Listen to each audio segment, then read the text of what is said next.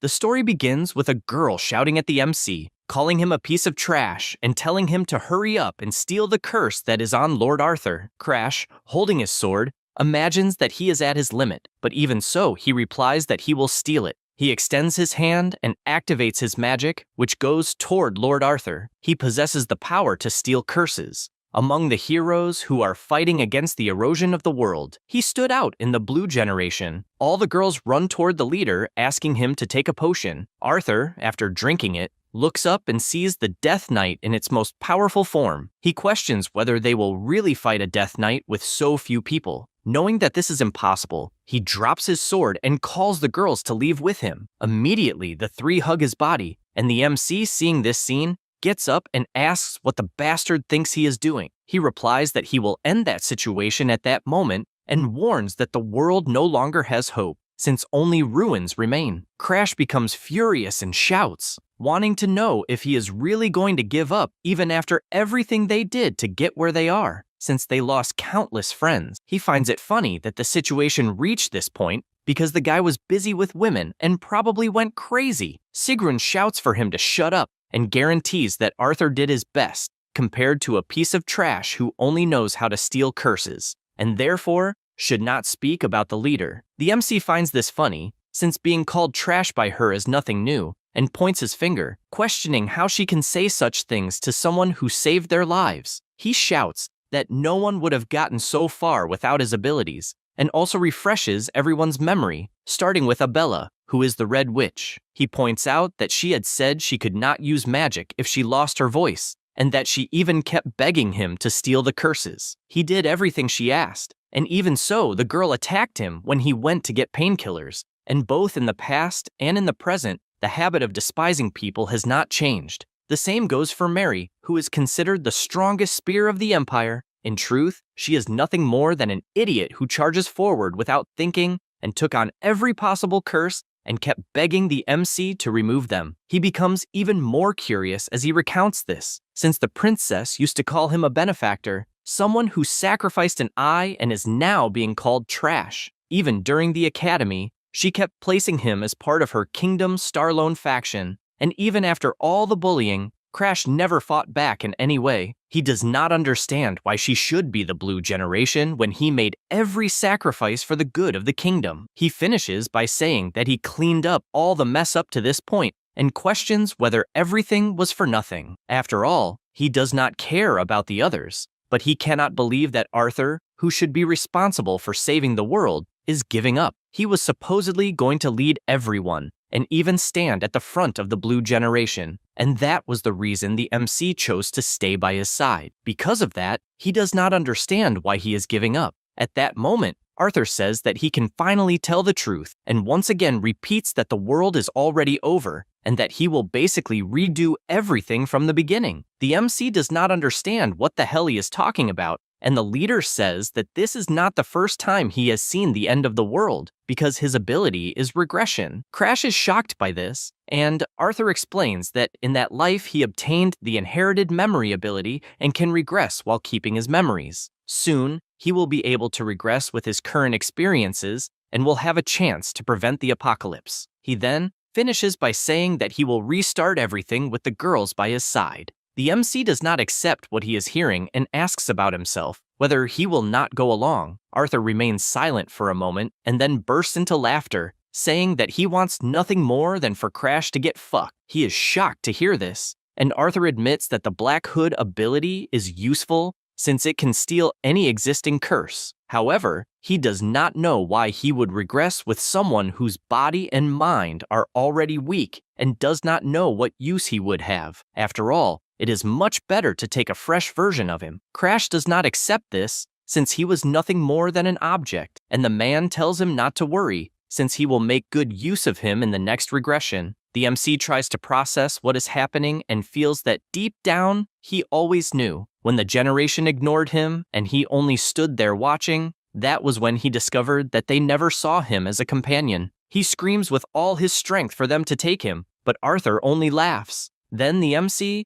knowing that he will end up fainting because of the curses, assures that he will not die that way. He knows that his ability can steal only curses, but that is because he never tested it on other things. such as, for example, Arthur's ability, since he did not consider it a curse. However, he thinks it is worth trying and therefore uses the black hood toward the leader. His ability flies straight into him, and only then does he realize that it simply worked, since the ability devoured the regression ability for itself. However, Arthur did not notice this and still insists on asking why Crash has not yet given up on trying something. He says that the boy witnessed countless apocalypses, and that every time he became useless, he discarded him, leaving him to die again. And he no longer even knows how many times this happened. The MC, still lying down, assures that the one who will suffer will be him, and, with a big smile, points upward, telling him to be careful. After all, the world is in ruins, and because of that, he needs to be careful, since if he does not want to die,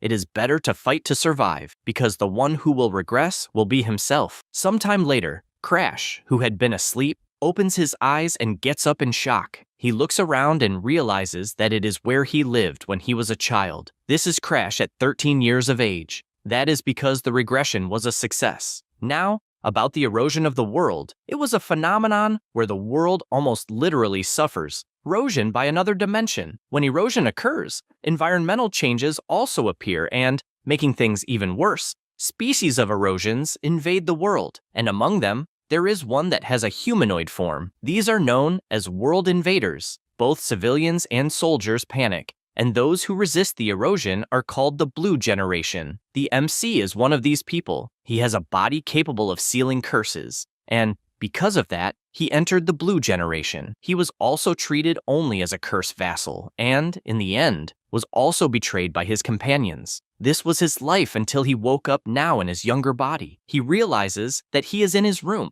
and remembers that he was in deadly cold before, but at that moment, it is as hot as summer. He deduces that, if he is in the Green Pine Mansion, where he lived as a child, that means his last gamble, using the Black Hood ability on Arthur, was a success, and did, in fact, manage to steal the ability. However, he becomes curious about this, since he has no idea how he managed to steal it. People usually think that the Black Hood is an ability that can be used freely, without restriction. However, it has a distinct flaw. It can steal the possession of a target if the user manages to unlock the lock generated after activation. This lock is generated based on the owner's affinity with the object. If a stone found on the street was recognized as something valuable, something like block the condition will appear. Transfer 99% of the world's wealth to the owner. In other words, the difficulty of stealing increases. It is something like a type of unique ability that is highly valued, and the difficulty of stealing it is astronomical. In short, he knows that the greater the value, the more conditions there will be, and the more difficult they will be. Then he thinks about Arthur and what was going through his mind. After all, when he activated his ability, he did not see any lock. He thinks a little more about this fact and concludes that perhaps Arthur wanted to abandon the ability. He is surprised to think that the man known as the King of Heroes wanted to abandon his regression ability. He remembers some times when Arthur showed an expression of exhaustion and moved only to finish a task. A world that was destined for destruction and kept happening repeatedly, so he probably went insane. In other words, to Arthur, this ability was a curse. That is why he tried to make the girls retain their memories and return together with him, while excluding him at the same time. The MC concludes that the fact he managed to steal this ability, and that the Arthur he knew lost the ability, being left behind in the world on the brink of destruction, was crushed by the meteor of the Blue Death Knight. He comments that he stole the ability from the boy he wanted so badly to get rid of, and hopes he is happy. He says this and laughs, since he was always looked down on, as if stealing curses were something anyone could do, and even the hero never paid attention to his companions when he was suffering in the shadows. Because of these memories, he does not have a single ounce of regret for having left everyone to die. Still in the mansion, the MC looks at his reflection in the mirror and realizes that he is still small. He looked more like he was 10 years old, with a small stature but moderately developed muscles. This is the result of swinging a sword every day, trying to survive in the Valheim family, the strongest martial clan in the kingdom. He concludes that if he is in the Green Pine Mansion, it means his trial ceremony must have already taken place. The Valheim family's trial ceremony is a place to prove the ability that will be revealed by the god with whom one has contracted. The better the contractor, the higher the god's rank. His family's lineage was always blessed. However, the same could not be said about him. He had no talent or martial prowess because no god chose him. After that, he was expelled from his main house and sent to the Green Pine Mansion, where all failures go. He reflects that, at the moment, he is the only one who knows about the end of the world, an apocalypse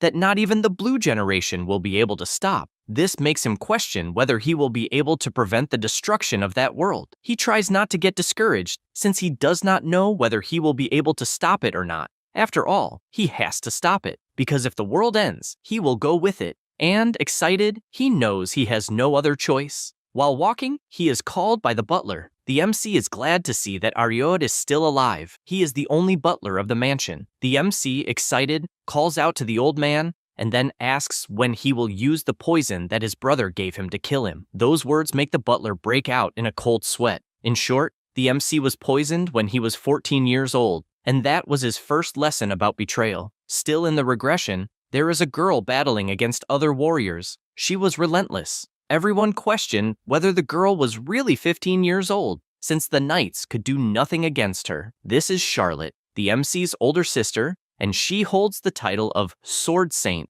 The audience whispers that the girl is a talent that appears once every millennium, and, because of that, all the lords of every house have high expectations of her. Meanwhile, Verokin, the MC's brother, hears everything and furious says that he will kill everyone of the Valheim lineage. He knows that Charlotte is an enormous risk and that her mother is at least decent. Then, already in another place, he says that the MC is a useless failure and warns the butler that he will first kill his half-brother and emphasizes that even the butler has a reason for this, since his career was hindered because of the boy. Therefore, he explains that it is just to give a single drop of the poison to Crash, and by doing that, he will not have to worry about his daughter's treatment or money, and he asks whether he is hesitating. Ariod replies that the MC is someone he raised as his own son, and that doing something like that is absurd. However, Verokin calls his attention and tells him to choose whom he will save, whether he will save another person's son or his own biological daughter. He sees no way out,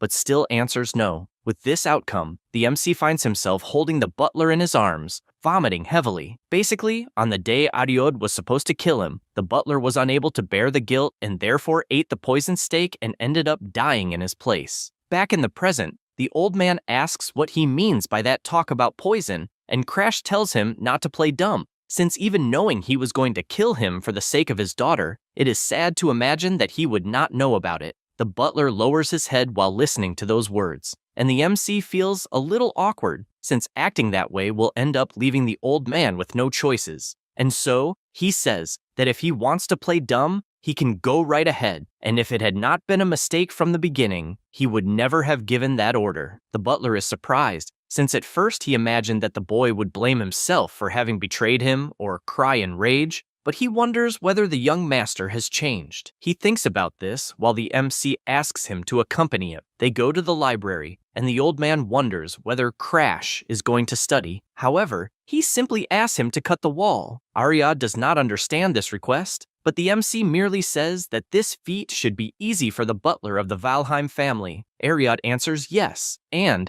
concentrating energy in his sword, unleashes a full-powered attack against the wall, opening a huge hole. He asks whether it might be a secret passage. Crash merely says that he did a good job and starts walking. Ariod begins to follow him and concludes that the boy is definitely a completely different person from the day before and even has an aura that resembles that of the Lord, and he does not understand what the hell happened. The MC reflects that that moment brings him memories. Before, everything was burned, but at that moment, he managed to reach the place before that happened. The butler asks whether he should cut the chains, but he answers that unfortunately, he will not be able to. Then, excited, he decides to test his Black Hood ability. The power moves toward the chains, and, with extreme ease, destroys them all. This feat leaves the butler so frightened that he asks whether he might have made a contract with a god. Crash is startled, since he ended up showing something that he has not yet obtained at that point in time. And so, he answers that yes, he made a contract with an insignificant god, and even says that regarding the library, he should feel free to report it to his father. Ariod is surprised, since until the day before the young master's eyes seem to have lost the will to live, but he believes that everything changed if he made a contract with a god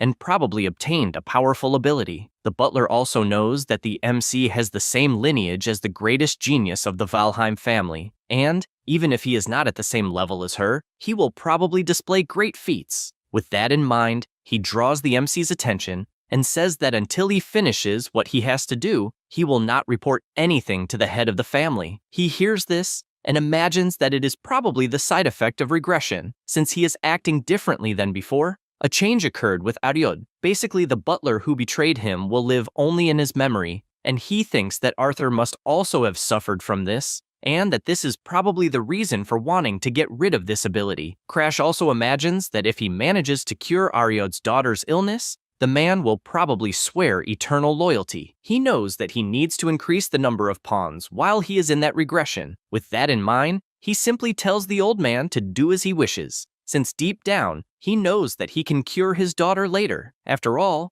the secret library is his priority. He sees a glow on the door and is startled, since completely out of nowhere, a fire attack flew straight at him with full force. He admits to being surprised, since he is the person who endured several curses and still got goosebumps. And because of that, he has no doubts that a specific book is in that place, until he finally finds what he was looking for. Now, regarding the secret library of the Green Pine Mansion, the ancestors who were called failures of the Valheim family wrote their techniques and life memories. It is not an ability, but a product of humanity, a place where they kept their secret books to reach the peak. At first, it was a place of free access, but it became secret because of one person. That person was Damaris. He was the worst failure in the history of the Valheim family, but he was also the person who was consumed by the erosion of the world and became the strongest. With that in mind, he gets excited, since he will take the secret book of the worst of the failures. Now, about Damaris Valheim, the greatest failure in the history of Valheim. Even so, he was also the strongest person in the history of the family. When he was at the peak of his power, some of the most powerful warriors challenged him. However, no one was able to stop him. He had extreme immersion poison in his blood. This was because he incorporated the erosion of the world into his own body and possessed an insane secret art to handle his power. The MC thinks about all of this and imagines that before, half of the book was burned, so he did not know why Damaris ended up that way. But apparently, he went mad because he could not control the advance of the erosion. He stops to think that when he was caught by the curse of the world's erosion, he ended up weakening the curse with the Black Hood, and, somehow, endured it by compensating with other curses. The same principle applies to the devastation caused by extreme immersion poison in the blood. This is because he stole a curse that controls the advance. This makes him question whether, by any chance, he might be able to become strong like Damaris. Thinking about all of this, he draws the butler's attention and gives the order to ensure that from that day on, no one enters the Green Pine Mansion. Ariod says he understands and returns to his post. Meanwhile, he imagines that the young master will turn a blind eye to his mistake and, therefore, he should repay his kindness by refusing Verokin's proposal. He says this to the boy, who becomes furious at having his proposal to poison the MC rejected. He says that a person who has so many flaws only makes him more nervous. He also believes that if it were not for the MC's mother's bloodline getting in the way, both Lilish and he himself would have maintained their positions in the direct lineage. Suddenly, he shouts, calling another butler, and orders him to go to the Green Pine Mansion, where Crash is, to investigate why Ariod changed his mind. However, he replies that it is not possible to enter. This is because Ariod, who is the young master's butler, prevented entry even to the head of the family. Verokin cannot believe this absurdity, since he is even blocking the head of the family from entering. Meanwhile, the MC continues channeling energy. He realizes that he has finally reached the experienced beginner level. He knows that there are several stages of aura, such as aura user, aura expert, aura master, and finally, the aura emperor. The second stage, which is in the experienced aura stage, is the stage where most users are and is what separates geniuses from normal people. He has just arrived there, while his sister Charlotte, who is 2 years older, is already an aura master and possesses incredible talent. However, even though she is an incredible monster, in the end, she was useless against the erosion. The MC is aware that, compared to her, he is nothing more than a beginner, and therefore does not know if he can really save the world. However, his self from before the regression warns him that he will not know before trying, and therefore he should stop lamenting, since, in the first place, it was not even possible to use aura before the regression. But at that moment, it is different, because even without comparing himself to her, he can become stronger with the secret art that was left by a failure just like him. Thus, excited, he knows that he will definitely be able to become stronger, and for now, that is enough. Sometime later, he leaves his room and the butler congratulates him for reaching the experienced beginner level. He replies that this is nothing, but questions why he is waiting outside. Ariad explains that the MC's fiancée, Bianca Hardenhearts, has arrived at the mansion to visit him. He is surprised by this, since he knows that she is the White Demoness. She is the leader who became a pawn of the World Devourers and tried to destroy the world, and the entity that defeated one of the strongest Celestials and earned the nickname White Demoness. He is aware that despite all of this, at that moment, Bianca is nothing more than a little girl, the youngest daughter of the Hardenhearts family. He also thinks about this political marriage. Basically, the Hardenhearts family rules the North, and the Valheim family used a useless person like the MC to gain a connection with a strong martial family. He finds this funny, since they are being used for the convenience of their families, and thinks it is nice that she visited him. Now, a little more about Bianca. She is the youngest daughter of the Hardenhearts family, rulers of the North, because her mother was affected by the curse of world erosion before she was born. Because of that, Bianca was cursed by the Snow Doll curse, deprived of emotions since birth. The curse, having reached her soul, cannot be broken, and she was not able to form a contract with a god due to her body. Because of that, she was treated as a cursed child, born in exchange for her mother's life. Crash stops to think whether the girl might hate him, but knows that as long as he does not steal her curse,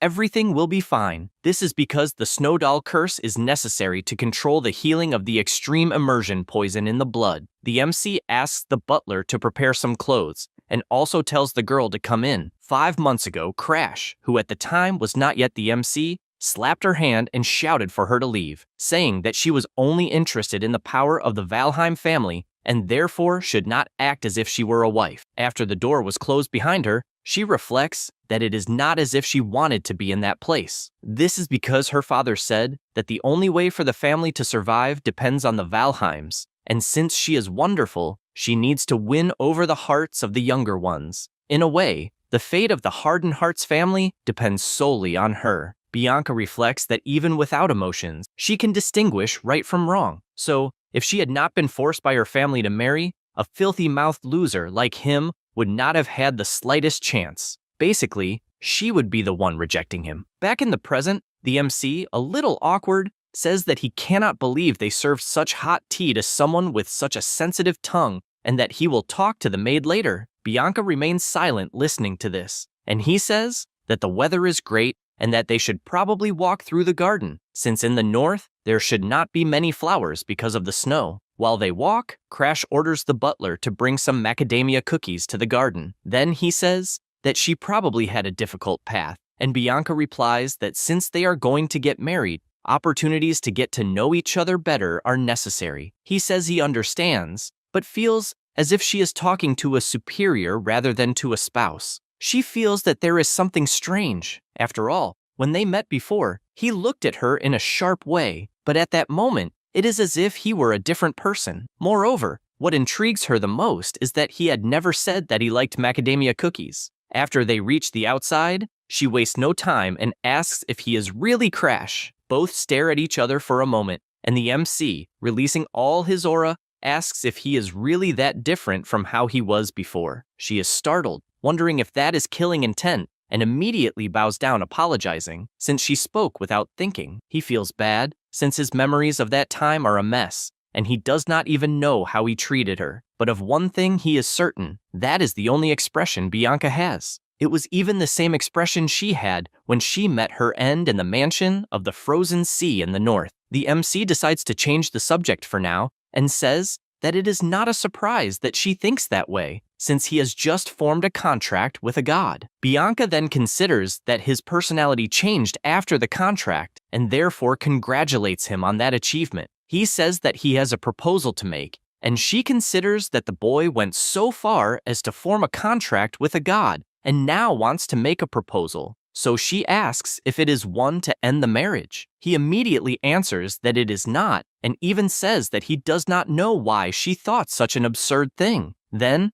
being dramatic, he says that he even understands why she would not want to marry someone like him, and that he himself even wants to end the marriage. She does not understand why Crash is being depressive and has such low self-esteem, even though he is a Valheim. She sighs and replies that she is his wife, and that this will not change. The MC is surprised to hear that, and does not even remember the last time he heard words without any lie. With that, he asks to return to the main subject about his awakened ability, and confidently says that he wants to steal her curse. Bianca is startled by this, since he wants to steal her curse, which not even curse breakers have been able to break. She asks if he really wants that, and he replies that yes, because that way he might be able to fulfill a wish he has, such as, for example, ending this marriage. She reflects that she even knows that Crash is treated as a failure, and, if that is the case, there must be a wall between him and the main lineage, and he is probably tired of it to the point of wanting to erase his emotions. She thinks a bit more about it, and remembers that a mental mage once said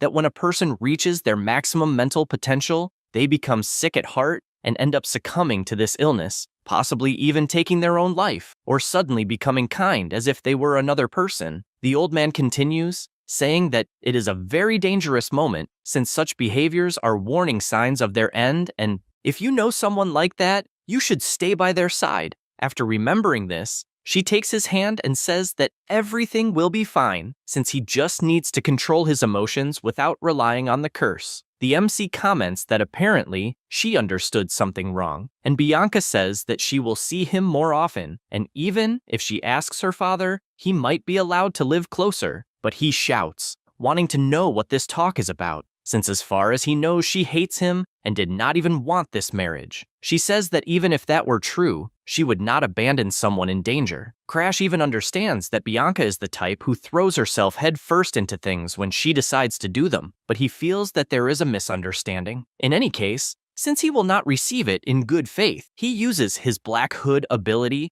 and reaches the point where the curse is, and with that, the condition to unlock the lock is generated. He is startled to see that the first condition to unlock it is to become Bianca's friend. He quickly realizes that it is a problem for there to be a lock. After all, it is a curse that was born with the girl, is recognized as part of her body, and has its value. He also thinks about this condition, since he knows that becoming her friend is more difficult than becoming her spouse, because she has no emotions and therefore rarely shows interest in anything. In addition, sending her back would only be a matter of time until she becomes the White Demon, and therefore, he must keep her by his side to look for an opportunity to become her friend. He knows that if he manages to prevent her from becoming the White Demon and also obtain the Snow Doll, then it will be killing two birds with one stone. With this in mind, he says that he is happy with her cooperation and is even grateful that she sees him as a spouse. She says that first, she will check with her father, since she needs to confirm it,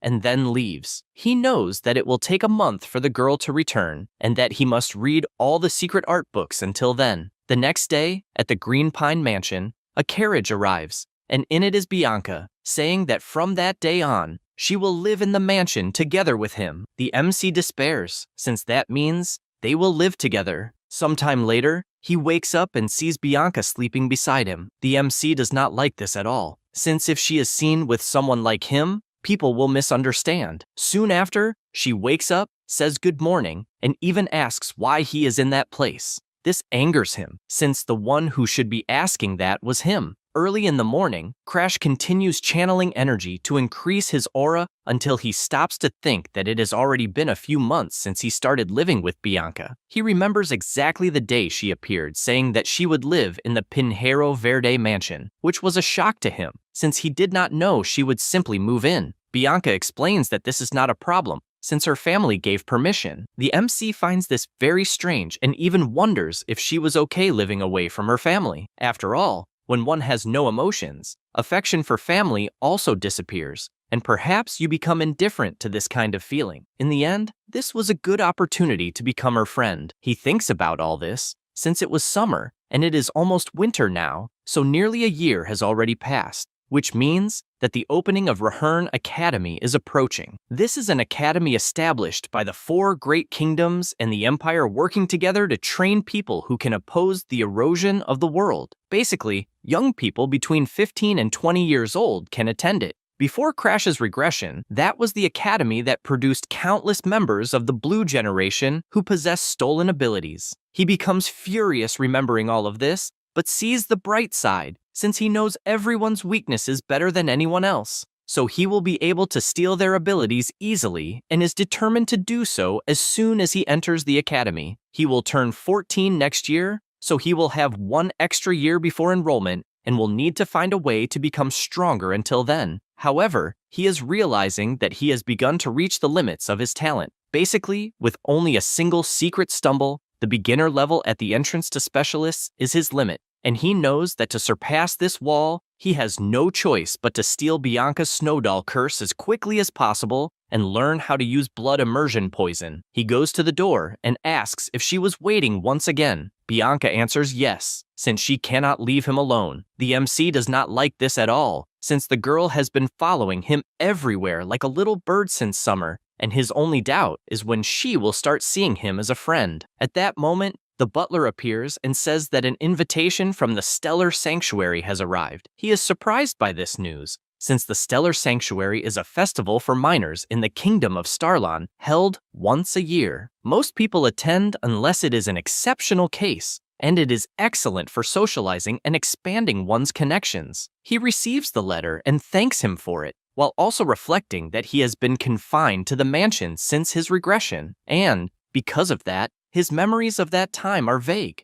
On the other hand, he knows that a certain person will appear, so he must hurry to fulfill his promise to Ariode. He returns the letter and orders a reply saying that he will attend, as well as Bianca, who says the same. After the butler leaves, Bianca comments that the participants of the sanctuary will probably try to criticize him. He agrees and even does not know how it will be for her, so he considers that it might be better for her not to go. She refuses, since she wants to go with him, and because it is the duty of a fiancé to protect her partner. He finds this nice, but says that he is not speaking as a fiancé, and instead wants to know her true feelings. She soon notices the look of pity on his face again, and imagines that over the past months, Crash has been kind in a strange way, always asking if she wants breakfast, and also inviting her to go to the library, or even accompanying her when she went to sleep in the middle of the afternoon. She felt warm, since she had never been treated with so much kindness, not even by her own family. And, watching the MC train, she thinks that he is being so good that she can no longer even remember how terrible her first impression of him was. Thinking about it, she states that she will go with him not as a fiancé,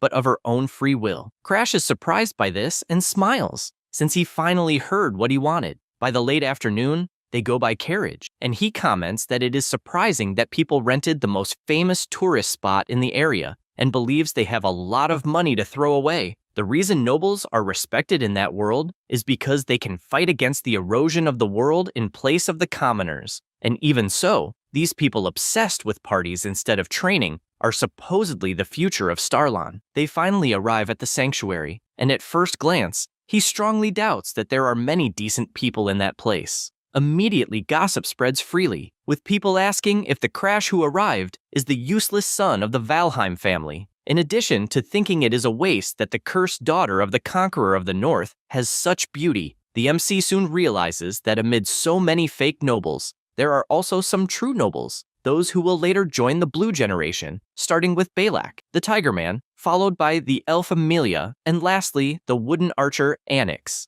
The 3 will become known as the 3 heroes of Starlon. The MC finds this annoying, since he knows the reason the 3 people showed interest in him is because of his beautiful sister. Charlotte, in past sanctuaries, beat everyone even while wearing a beautiful dress, and all Crash did was stay curled up, since she was terrifying. He knows she boasts every time, and has probably already gone wild because of the atmosphere in that place. At that moment, Bianca calls him and asks him, please, not to care about what others are saying. He imagines that he was not even caring, since he had only remembered his sister, and placing his hand on her head. He imagines that she was also insulted, and even so is worried about him. Besides that, he wonders when that guy will show up. No sooner does he think about it than the person arrives greeting everyone. This is the center of attention of the alchemy castle, Darling Danfilion. Before the regression, he was covered in curses, and Darling, who was his friend, asked what had happened for him to become so bad. In addition to noticing that there was every kind of erosion and that one matched the other, he also asked if he was interested in becoming his test subject, since that way he would cure him, and kept moving the MC from one side to the other until, completely out of nowhere, he prepared to give a kiss, and the MC, irritated, told the maniac to back off. It was his first time meeting the man who would later become known as the King of Alchemy, the best in the world. Back in the present, everyone notices Darling's presence, and while some praise how handsome he is, others comment that the boy is weird and that he arrived late on purpose just to gain attention. Crash, on the other hand, imagines that it is not possible that the attention-seeking stalker would be in a place like that with people of the same age. Next, he runs to the table, grabs a cake, and hands it to Bianca, also asking her to wait for him. She replies that it will not be a problem. Soon, Darling notices his presence, wondering who the boy is, since he feels as if he has seen him before. The MC introduces himself as Crash Valheim, and immediately the boy recognizes the Valheim surname, since he indeed resembles Charlotte. Because of that, his eyes light up, as he is facing the younger brother of the famous Charlotte, and so he asks if he has some business with him, or if perhaps the clothes he is wearing drew that much attention. The MC gets straight to the point and comments that recently the boy must have researched the erosion of the world and therefore wants to know if his interest in him has increased a little more. Darling finds it interesting that there is such a provocative boy and therefore tells him to get ready, since he has earned his interest. In another room, Darling asks how old he is at the moment. Crash answers that he is 13 years old and asks if age really matters that much. Darling admits that he is surprised, since his friend is 13 years old, but the aura is completely different from children of that age. The MC imagines that, on the inside, he is a veteran graduate of the academy, but asks to get straight to the point. Darling tells him to go ahead, but before that he throws a sword for the MC to catch and immediately attacks, making Crash block by reflex. While continuing to block, he asks what the hell he is doing attacking out of nowhere. The boy comments that he met Charlotte's younger brother and just wanted to see what abilities he has. Crash finds this a pain in the ass, especially since Darling keeps attacking non-stop until the MC gets irritated and counterattacks, putting pressure on Darling, who even asks whether Charlotte's so-called younger brother wasn't supposed to be a useless person without abilities. He comments that despite appearances, he trains every day, but imagines it is complicated to use secret techniques against a student and therefore should hold back. Because of that, he says he could help with research on curse neutralization. Darling is startled upon hearing this and starts attacking faster, since he wants to know what a mere boy knows about alchemy to be talking about that. Crash notices this and moves at high speed, placing the sword at the boy's neck. In addition, he says that to become a first-class alchemist, it is necessary to first prove the research to neutralize the curse of world erosion, which the dispersers have still not managed to break using other curses. Having said that, he explains that he will help with his ability to steal curses. At that moment, Darling is shocked to see that the MC possesses aura, even though he was supposed to be a useless boy without abilities,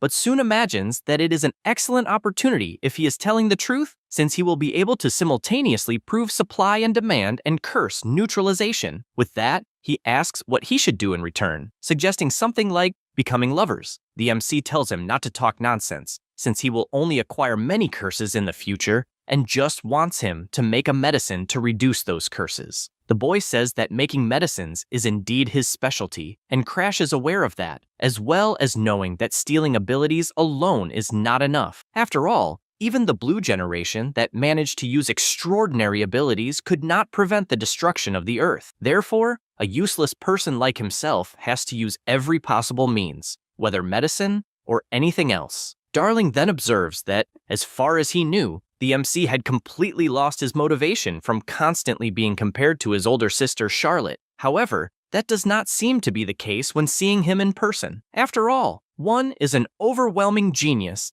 and the other is a distorted person. With those thoughts, he asks to inquire about something and questions whether he will go to the future Rahern Academy. He replies that he obviously will, since there are a shitload of abilities to be stolen at that academy. Darling gets excited hearing this and shouts that he will do anything, whether mixing medicines or whatever, since it involves curses, so he agrees. The MC soon realizes that the guy has not changed at all and asks whether he knows the disease of discoloration. He replies yes, that it is an incurable disease in which the skin turns black and eventually leads to death. Crash hears this and orders him to make a medicine for this disease. Darling cannot believe the absurd thing he just heard and asks whether he does not know the meaning of the word incurable, since even for himself this is impossible. The MC knows that one way or another the boy succeeded, even if it was a little in the future, so he sighs, stretches out his arm, and confidently asks him to do it, since he believes he can. Darling finds this interesting, since it wounds his pride, and agrees to do it.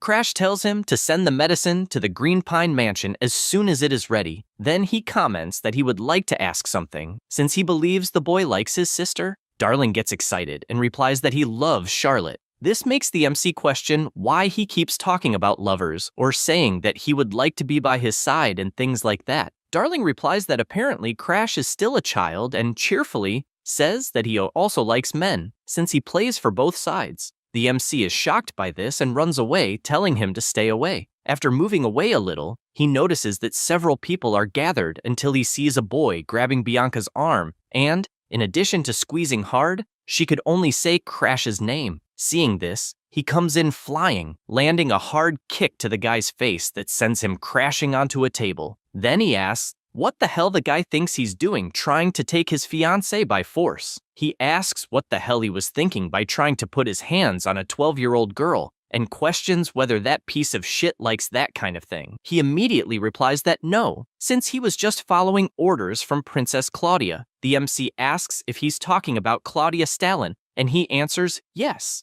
since the second princess ordered Bianca to be brought to her, and because the girl resisted, he tried to take her by force, but there was no way to avoid it since it was a royal order. Crash thinks about this, since Bianca is the youngest daughter of the Hardenhearts family, the rulers of the north. Due to her curse, her reputation among the nobles is low, but he doesn't understand why the princess, who always plays around with her followers, would go to the trouble of summoning her. He imagines that something is wrong, and that there may be some other connection. As he thinks about it, a person comes to mind, and this makes him furious, suspecting it might be Annex, since the guy used to obsessively pursue his sister. After Annex was defeated in the Celestial Sanctuary, even while hating Charlotte, he couldn't get rid of his admiration for her, and that drove him crazy. He knew he would never be able to defeat her with his own power, so he is now targeting the younger brother. The MC takes a deep breath and looks at the boy once again, questioning whether he is really taking Bianca only for that. Then he says that it's fine, and warns that instead of the second princess, he will go see Annex. The guy doesn't understand why he is talking about Lord Annex. Crash thinks it's ridiculous, since the kid serves the princess and doesn't even know who actually ordered it, and because of that, he leaves with Bianca. As they walk, Crash tries to understand why Bianca refused to go see the princess. He imagines it's because he managed to guess who was behind it, since he had lived through this before, but his fiancée at 12 years old shouldn't be able to understand the situation, and he doesn't understand why she ignored it. So he calls her attention and asks why she disobeyed the princess's order. She replies that it was because he asked her to wait for him to return. The MC is surprised to hear that and, smiling, says that she did a good job. After arriving at the place, he is received by Balak, who is surprised that he actually showed up. Crash informs him that he is there to see Annex. He comments that he already knows and was even instructed to let him in. The MC thinks it's a pain, since he always wondered why he thought the boy was such a skilled dual-sword swordsman and doesn't know where everything went wrong. In any case, he is relieved that Annex ordered them to help him enter, but before that could happen, Balak says that he is curious about his abilities and therefore wants to fight. The MC thinks it's a pain and warns that fighting is forbidden inside the Celestial Sanctuary. The boy doesn't care about that at all,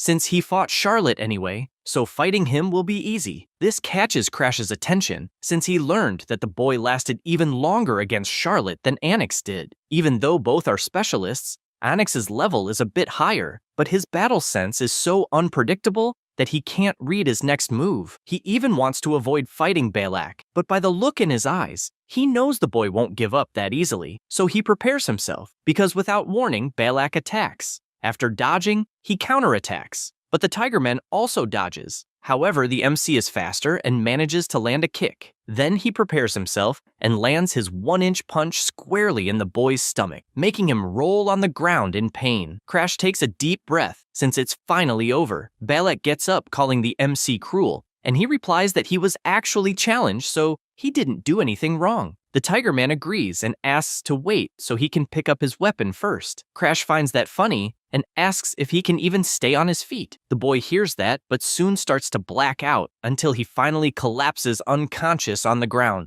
Bianca, intrigued, asks what he did. The MC replies that he used his family's secret technique. That was the 1-inch strike. A long time ago, a failure from the Valheim family created it. It is a secret technique that releases the maximum destructive power at the shortest distance. Depending on the condition, it can even cause internal damage. Before the regression, this was the only technique he managed to save from the burning mansion, and thanks to it, he survived countless life-and-death situations. He says he used his best technique, and therefore the boy will not get up for a long time. Next, he meets Onyx, and Amelia immediately runs over when she sees Balak's condition on the ground. The boy admits that he is surprised that the MC really defeated the Tigreso, but Crash asks what the intention was behind using the second princess just to lure him to that place, and, whatever the reason may be, asks him to say it right away. Onyx finds this interesting, since he heard different rumors about the boy being weak, and perhaps those rumors are false. The MC finds this amusing, since it was actually Onyx himself who spread those rumors. However, if he loses in that place, the rumors will change a bit, because from that moment on, he himself will steal his opponent's abilities. Having said that, he comments that the rumors say he is a failure, so be it. But if he defeats him, the rumors will change. Onyx finds this interesting, and the MC thinks better of him. They were together from the academy until the Blue Generation, and were basically old friends. Since they spent a lot of time together, he knows him very well, such as the fact that he only stayed close to the MC because he was useful to him. And that usefulness came from the worst possible reason. Crash was hanging from a cliff, unable to believe how everyone had died. At that moment, Onyx approached and said that if people discovered that he fell into the trap because of him, he would certainly lose his place in the Blue Generation, but if only he himself survived, no one would ever know. The MC does not like this at all, and questions whether he really believes he will get away with it easily, since internal power struggles are already quite complicated, and he will definitely be expelled because of the incident. Onyx laughs at this, believing that everything is fine since he will put all the blame on the MC. After all, he is hated by everyone, and thus the truth about the incident will be swept under the rug. With that, he thanks Crash for being a friend until the end. The MC gets irritated by that expression, since in reality, he never considered him a friend, and he was only present because he was after Charlotte, and he even got distracted throughout the entire battle after finding out that she was going to get married. Onyx says that this is exactly why he hates him. Even without having any talent at all, he has sharp intuition, and that part of him always gets in his way. So, since Charlotte is also getting married, he sees no reason for this fake friendship to continue. He believes that perhaps this is for the best. After all, Charlotte would not want to hold a funeral on her wedding day. At that moment, the MC loses his strength and lets go of the cliff. He cannot believe that things will end this way. At that instant, Arthur appears and saves his life, and that was when the two ended up on the same team. After thinking about all of this, he knows that, in truth, that was the beginning of the greatest catastrophe of all. In any case, Onyx was expelled from the Blue Generation due to Arthur's testimony, and what pissed him off the most was the guy trying to marry the princess out of desperation. Suddenly, the boy says that the face and the way he speaks are identical to Charlotte's. The MC becomes increasingly irritated, since the bastard has not changed at all. Because of that, he tells him not to casually mention his sister's name like that. He prepares himself and charges forward, since, like his sister, he never runs from a fight. Anix finds this amusing and blocks the first punch with his ability. Crash keeps trying to attack, but cannot land a single kick. In addition, a vine grabs his leg and throws him back, forcing him to reposition. He knows it will be more difficult than he thought, since he is facing the Glazer family's secret technique, the Celestial Wood style. It is a special technique that strengthens plants with aura to manipulate them at will. Combining it with his recovery ability, he manages to manipulate multiple plants and exceed the limits of the technique. The MC asks if he wants him to fight with a weapon and picks up a piece of wood. Anix becomes furious at the provocation and attacks with several vines at the same time, wanting to know how he will defend himself with a branch. Then, at high speed, he dodges all the attacks. This leaves the boy completely terrified, since it would make sense if it were a genius like Charlotte, but he cannot understand how a useless person managed to accomplish this feat without awakening the Mind Eye or something like that. The MC approaches at high speed, since before his regression, he had seen that guy's abilities until he was sick of them, and because of that, he provokes him, wanting to know if even at that moment he is thinking about Charlotte. He gets irritated since he had been quiet, and uses another ability that sends Crash flying away. This is his Celestial Wood style, 5th form, the Wood Giant. He tells him to be careful, but even Amelia panics, since her friend is going too far, and if it hits Crash directly, the consequences would be irreversible. The MC watches the Wood Giant attack and takes a deep breath. He knows that among all the books in the mansion's library, there was a tiny secret manual. The author was an ancestor who swung his sword continuously until the age of 80. He had no talent, he was simply a man who endlessly repeated mundane swinging drills. The manual, written in his final years, was short, documenting only his swinging practices. But the technique required a state of unity between oneself and the object, a realm unattainable through superficial martial study. However, since he himself had been involved in a similar situation countless times due to his curse, he was able to understand his ancestor's secret technique. He and the sword become one, and with a single movement, he cuts the Wood Giant in half, which is enough to leave everyone present shocked by what they have just witnessed. Crash approaches through the smoke and tells him not to be too arrogant with so little power. Anix collapses to the ground after having his masterpiece destroyed. As for the MC, he thinks everything is crap because he intended to hold back enough to make stealing the ability easier, but he put all his strength into the attack and cannot move a single muscle. At that moment, Bianca walks up to him and hugs him from behind, saying she will help. Darling also approaches,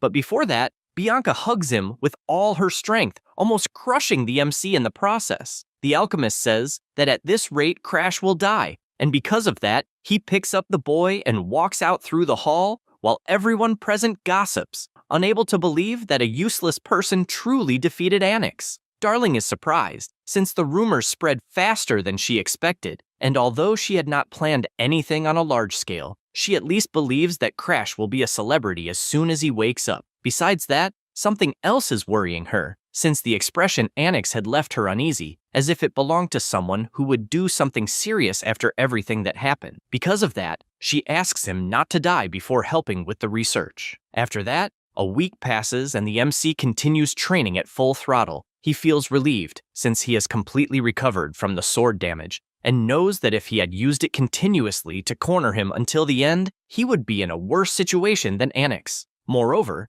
if he had not fainted, he could at least have finished the preparations to steal the ability. The MC imagines that he had two methods in mind to do this. The first method was to unlock the Black Hood seal, and the second method was to induce the opponent to doubt his own ability. And the method he intended to use against Anix was the second. This method is categorized as easy to perform, since by defeating the opponent in an overwhelming manner, such as the Wood Giant being destroyed with a single attack, it made Anix doubt his own ability. After all, he lost to a useless person he despised. Crash knows that, even if it takes time, he will eventually steal the recovery ability. He also wants to spend every day training to surpass the geniuses. At that moment, the butler calls for him and informs him that Master Verikin has arrived at the mansion. MC realizes that apparently his brother's patience has run out, and the butler explains that he has already refused the boy's messages 22 times. Crash says he can no longer ignore it and asks to let him in. Bianca arrives and asks to drink some water. In addition, she comments that he smells of sweat.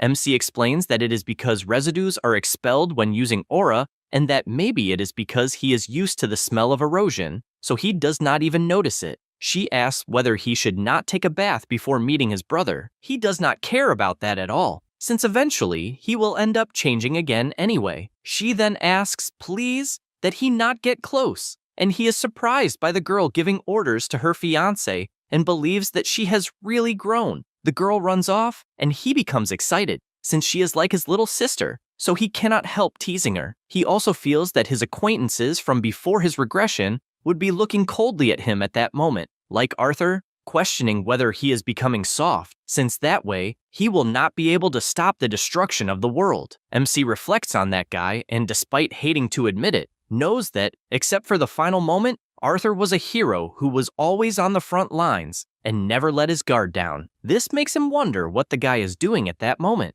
At that instant, Verokin approaches and asks whether he is flirting with the fiancé, since they seem to be having quite a lot of fun. MC says that everyone needs some time to have fun. Verokin finds something strange, since he is facing the boy who used to be so afraid of him that he would not even make eye contact. But at that moment, he is looking directly at him without any problem. This makes him believe that the rumors of his brother having defeated Annex might be real. Crash takes the opportunity to ask whether he should not be busy, since even so, he appeared at the mansion. Verokin does not understand what he means by the culprit, and he explains that he heard that the academy will be accepting students based on exam results instead of their status. And his brother says that, in fact, the real reason for the visit is that he has an order to deliver, since they will prevent the world erosion that occurred at Mount Garrelak. Crash is startled by this, since that type of assignment should not be mandatory until 15 years old. His brother asks him not to worry, since he will be accompanying him as a guardian,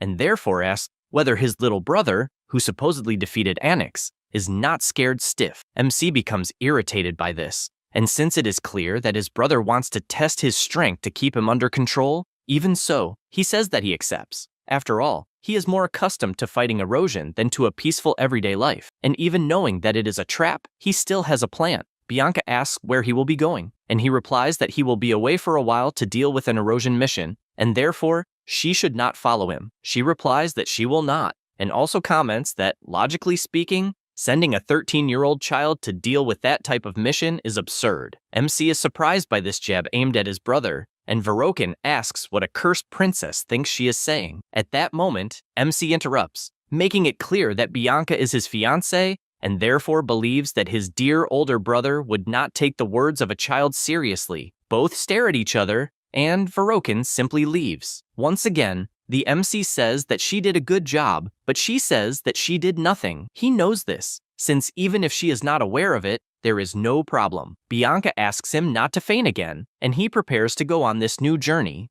The corrosion of the world is a phenomenon in which the world is literally corrupted by another world, and, over time, corrupted species appear, and, at other times, climatic changes occur. And if the corrosion continues, the area itself turns into another world. The expedition finally arrives at the Jarrelak Mountain Swamp. Verokin comments that it is a 3-star corrosion, and that the purification team will begin their work as soon as the boss is defeated. The MC reflects on it being a 3-star corrosion, since it is a level that a mid-level order of knights and specialists could handle without problems. In addition, his brother may not look like it, but he is at the specialist level, a high-level one, and should be able to defeat the boss of that corrupted zone without problems. His brother approaches and comments that he only brought him along so that he could gain some experience, even though he is a low-level specialist. Crash, all happy, replies that he understands, but he knows that reality is different, and,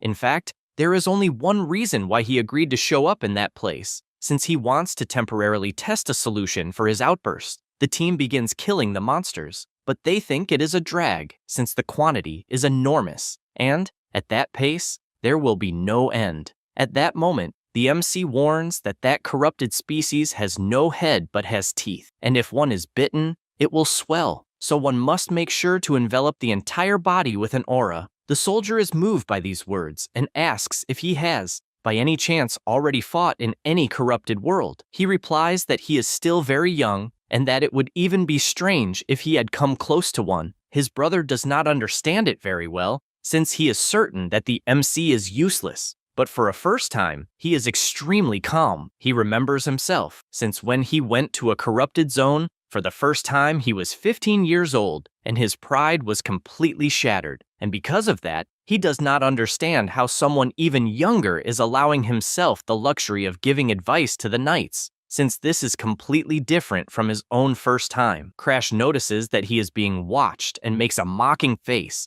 irritating Verikan even more. Because of this, he prepares his sword and goes around killing all the monsters he finds, since he cannot entertain the hypothesis of Crash growing like Charlotte, because if he surpasses him, he himself will become the useless one of the Valheim. The MC approaches and comments that they will soon reach the boss's location. Verikan replies that his brother is lucky, since it is easier than it seems for a first time, as there are no other corrupted species besides the boss. Crash replies that this is even more reason to stay on guard, since apparently there is a 3-star boss capable of killing the entire corrosion by itself. All the knights are shocked, but Verikan shouts for them not to soil themselves in fear just by hearing the words of a child, since the boss is nothing more than a 3-star and therefore they will finish everything quickly. The MC moves away, since in the end he knows that the knights will realize it on their own, and his current focus is something else. At that moment, his eyes widen as he is able to see the energy of the corrupted world, and it is even clearer than before his regression, thanks to the extreme immersion poison in his blood. He takes a bit from his shell and swallows it, becoming nervous, since from that moment on, it is for real. His body begins to collapse, and he vomits non-stop. The knights run over to him, asking if he is okay, and telling him not to overexert himself on his first time. He asks them not to worry, since he is fine, but deep down he does not believe that he would really vomit, since corrupted energy is like a potent poison, so in the end, it was to be expected.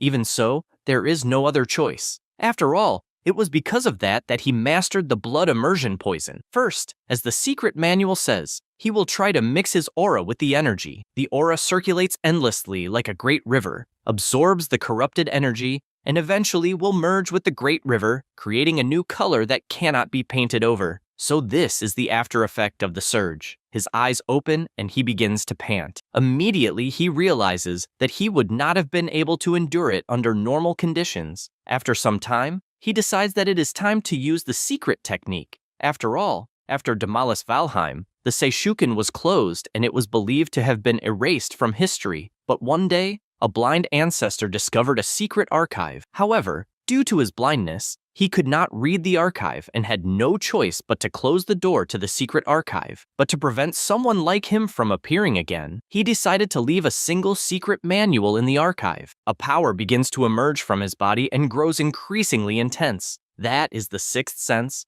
a supersensory perception capable of detecting all sensations through the aura. At that moment, he can only extend the tips of his fingers, but it is enough to know where he is. The result leaves him extremely excited because the place where he is at the moment is not a world covered by the surge. The surge begins to diminish since he was able to overcome it with the sixth sense. However, he knows that it is a temporary solution and that if he absorbs the energy of the corrupted world, he may have a surge at any moment. In that case, he will still need Bianca's cursed doll, and even if it is a stopgap measure, it does not change the fact that he was able to endure it and for the first time managed to evolve to the next level. At this moment, he feels a horrible sensation approaching, and when he turns around, he comes face to face with a monster that had its eye closed and then opened it, forming an extremely bizarre corruption. Everyone screams desperately that it is the boss of the place. Verokin is startled, as is the MC, since out of nowhere, Sengaki, the demon of 1,000 faces of level 3, appeared among them. Immediately, Verokin shouts for everyone to prepare for battle, and also activates his Ignis ability, enveloping his body in flames. All the knights comment that the Lord's ability is always beautiful to see, since it is not only an immense destructive power, because in the end,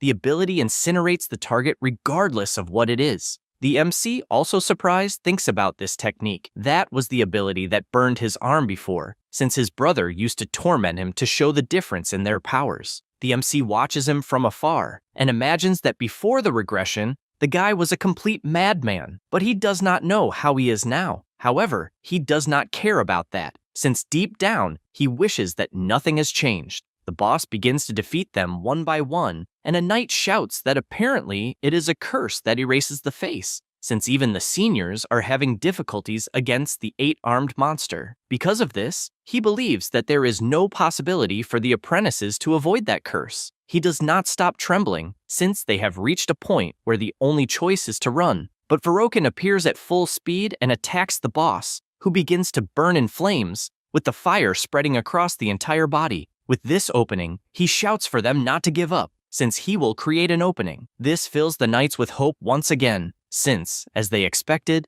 the Lord left the boss unable to fight. Verokin wonders if Crash is watching the spectacle, but he does not understand why his brother is looking at Sengaki and not at him. He does not understand this, but shifts his gaze to the boss and realizes that it has tears of blood. This makes him realize that there is something wrong, and that, at that pace, it will be very dangerous. Therefore, he leaps backward with all his might, unable to understand the enormous pressure the monster is emanating, and concludes that they must kill the demon at that exact moment before any anomaly occurs. That said, he shouts for all the knights to attack the demon at the same time, but after unleashing his attack, he cannot understand how a strike imbued with aura had no effect at all. Next, he looks to the side and shouts, trying to understand how the knights of Valheim are so intimidated, as all of them are completely immobile. At that instant, he cannot believe what he has just realized, since he feels something ominous, as if his face were being pulled, and he cannot believe that he was caught by Sengaki. The storm worsens with each passing minute, and Verokin becomes increasingly certain that the situation is dire and that he will definitely die. Everyone starts shouting, wanting to know where the demon of 1,000 faces is, and even while fleeing in one direction,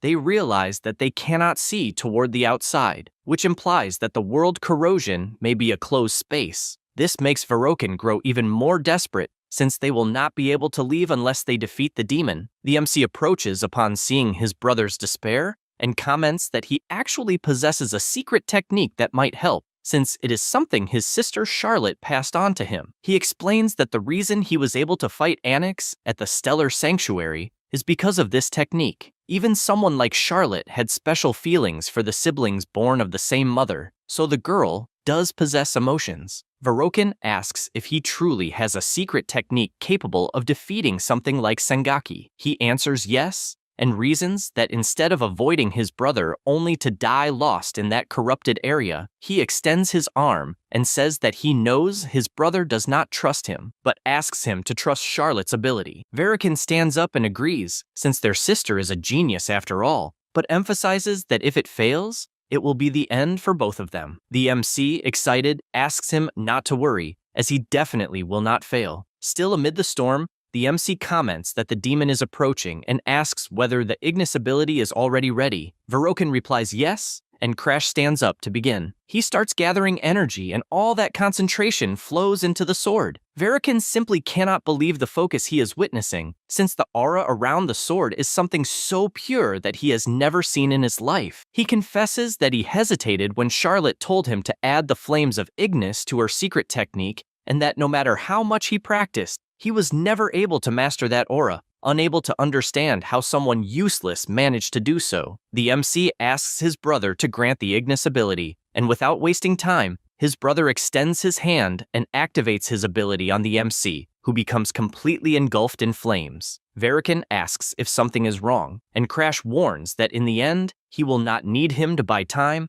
as he will be able to do everything on his own. He cannot believe what he is seeing, since Crash's flames are burning more intensely than his own ever did, and the sword will definitely kill the demon of 1,000 faces. He reflects that he lost his subordinates, and that, in an instant, he could only run for his own life. Thus, if Crash defeats the boss, that means he himself is weaker than someone who is called useless. No sooner does he think this, than the MC unleashes a single attack, which is enough to cut the monster in half. Verokin is left in shock, since the boss was indeed defeated by his brother. The sky clears with this victory, and Crash looks back and says that everything is already over. However, Verokin does not like that it was so easy, and because of that, he picks up his sword and attacks with everything he has. However, the MC defends, leaving his brother terrified, unable to understand why the hell he is not able to use Ignis. Because of this, Crash is grateful for never having changed.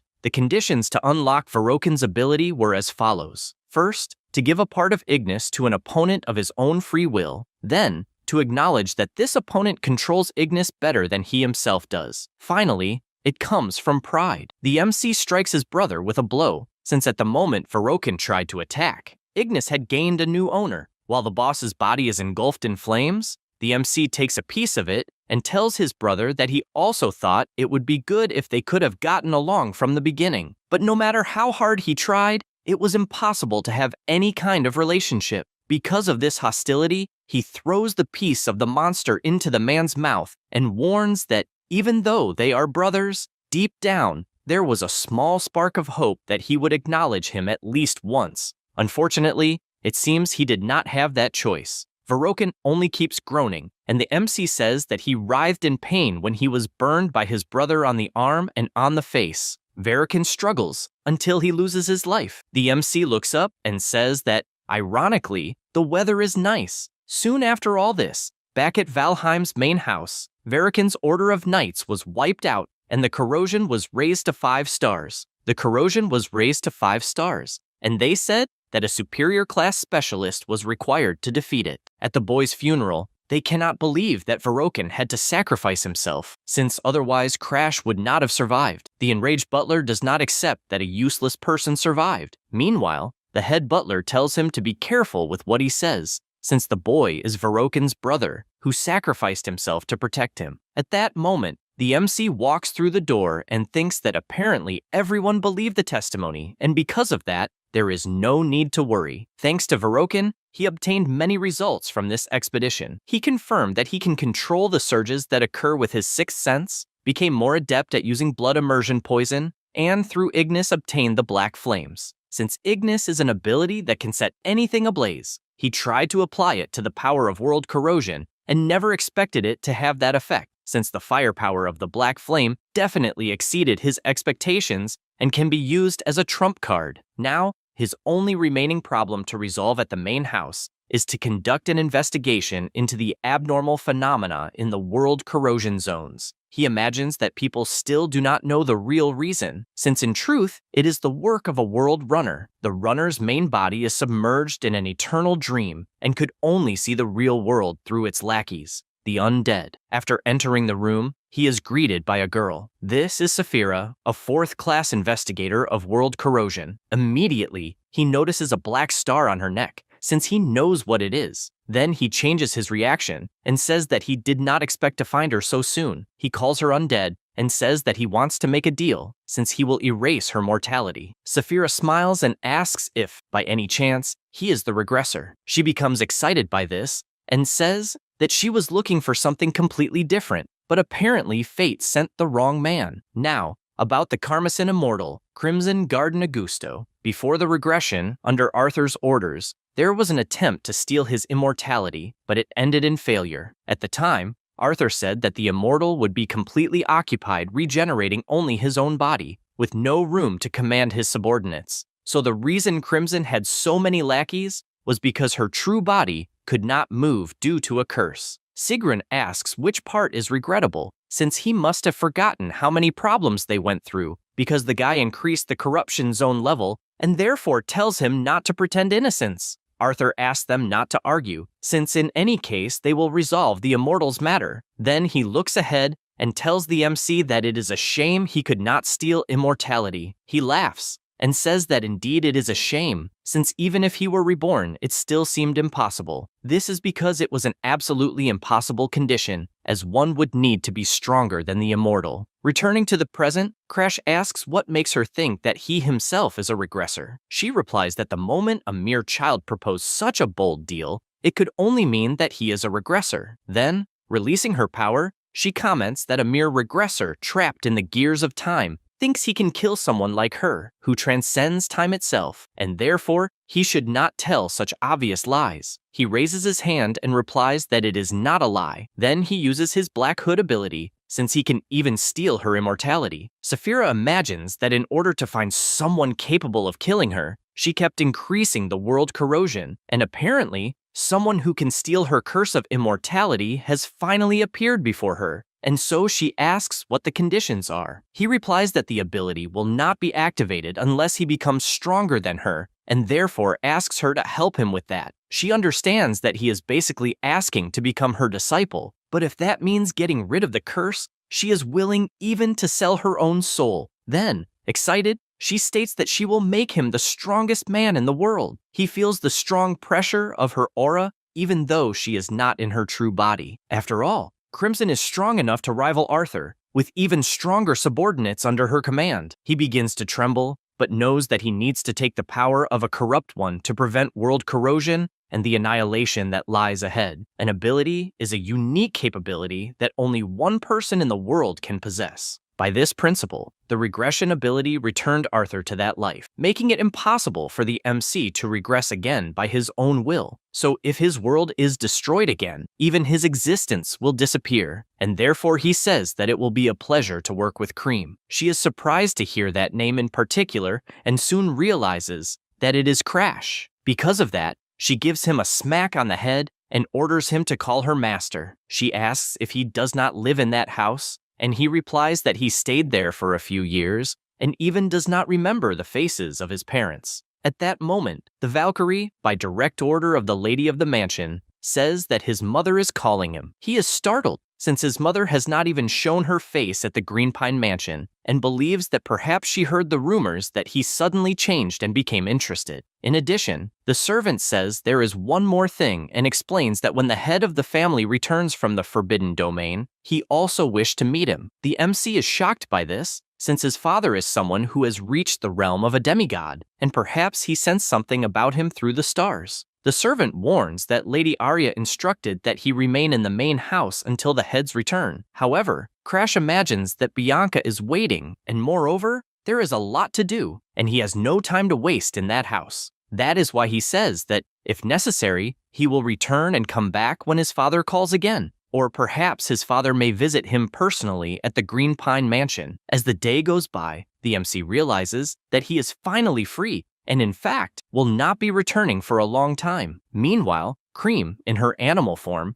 taps on the window, calling him ill-mannered. Crash gets irritated and asks if her color is not too flashy. She tells him not to worry, since she can change color whenever she wants, and asks if black suits her better, since she looks more like a crow. He gets annoyed because she is too noisy, but asks about her true body. She replies that he knows very well that her true body cannot move. Only then does Crash reflect that the true regressor is Arthur, and he himself is nothing more than an incomplete regressor using Arthur's ability, but he does not believe it is necessary to explain that to Cream. After some time traveling, they arrive at the mansion, and the MC quickly warns that there is a little white chick at the mansion and that she must be gentle. The so-called white chick is Bianca, welcoming him. The butler also appears, calling for him, and the MC asks if everything is all right. The old man hands him a letter and says it is from Darling. The boy says that the medicine for the discoloration disease he requested is ready, and that he made it quickly while thinking of him, and that he will even see him soon. Crash informs Aryod that if someone called Darling appears at the mansion, he must be treated with great care, since he will be his benefactor. The butler says he understands and also mentions that Bianca was quite worried about him the whole time. He says that the girl found out about the trip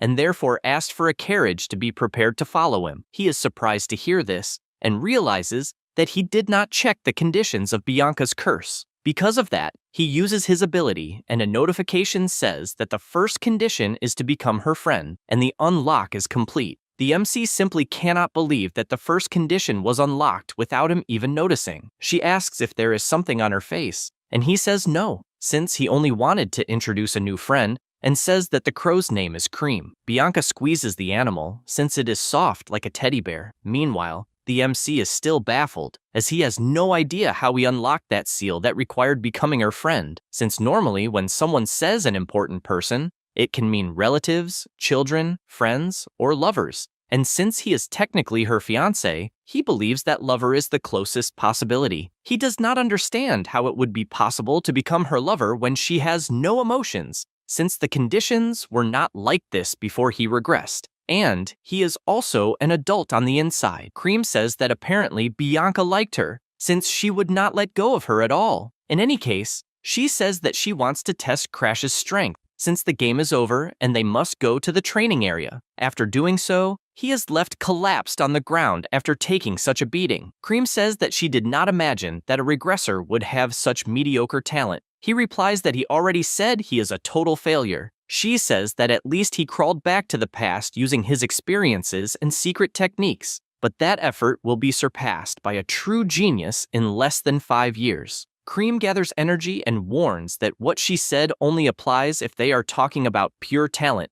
and talent means nothing to her, since if he has no abilities, he can simply steal the talents of others. After all, he is someone who would never have escaped the bottom of the pit, and now he will conquer everything from a place above the clouds, until he finally breaks her own immortality. The MC realizes that Cream's true body is that of a man and vows that he will become a much more powerful person. A few days later, Darling finally arrives at the mansion. He asks if he made them wait too long, but Crash just tells him to stop the chatter since he is training. Then he asks if he brought the requested medicine, and he shows that he did, since the medicine is complete. After that, he asks if he is not a genius. The MC tells him not to state the obvious, since his friend has always been a genius. Darling is surprised by those words and asks for a hug, since he found it way too cute. In addition, he says he has something to comment on, as he found out that Annex stopped training after losing to Charlotte, but apparently returned to training because of the events at the Stellar Sanctuary. The MC does not believe it, since a scoundrel got inspired after losing to him,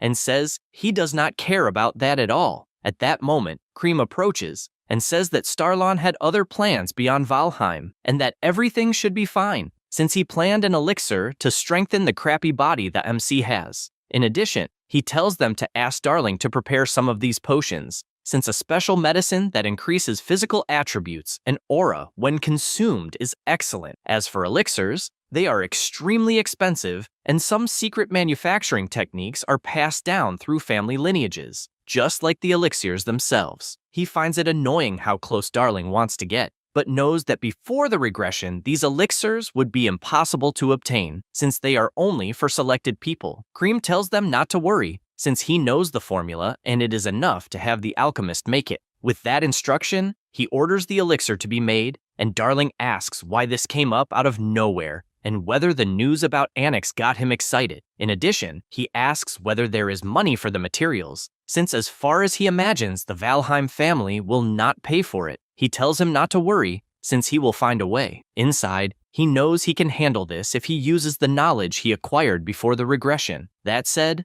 the crow passes on the instructions for preparing the elixir, and the MC relays everything so Darling can make it. The alchemist is surprised, taking notes, and even says he cannot believe where he got so much information. He replies that it is a secret method of his family. Darling admits he is surprised, but still says there is a problem regarding obtaining the materials, since he cannot get his hands on the sun snow fungus or the golden dragon herb, because first of all, the sun snow fungus grows in Hardened Hearts, but the mountains are so steep and the corruption is so severe that it is impossible to find. He tells him not to worry, since he will ask his fiancée. After all, she is from the Hardened Hearts family. Darling says that if that is the case, only the issue of the golden dragon herb will remain, since it is a phantom herb, said to grow only near the nests of golden dragons in the remote regions of the Empire, and he could even buy it on the black market. But if the Empire finds out, it will be a huge problem. The MC comments that unfortunately, if there is no other way, he will have to risk buying it on the black market. But his friend asks him not to worry, since he can do it differently. He says there is a junior martial arts tournament held in the Empire of Epiphany for youths under 15 years old, and all the MC has to do is take first place, since the tournament reward is precisely that herb. Crash asks him to remember that he is from the Valheim family, and the Empire is probably using the tournament to gain politically against the Academy. So if a Valheim participates, things will get complicated. But Darling asks him to drink a certain potion, because as a genius, he obviously has a plan. He has no idea what it is,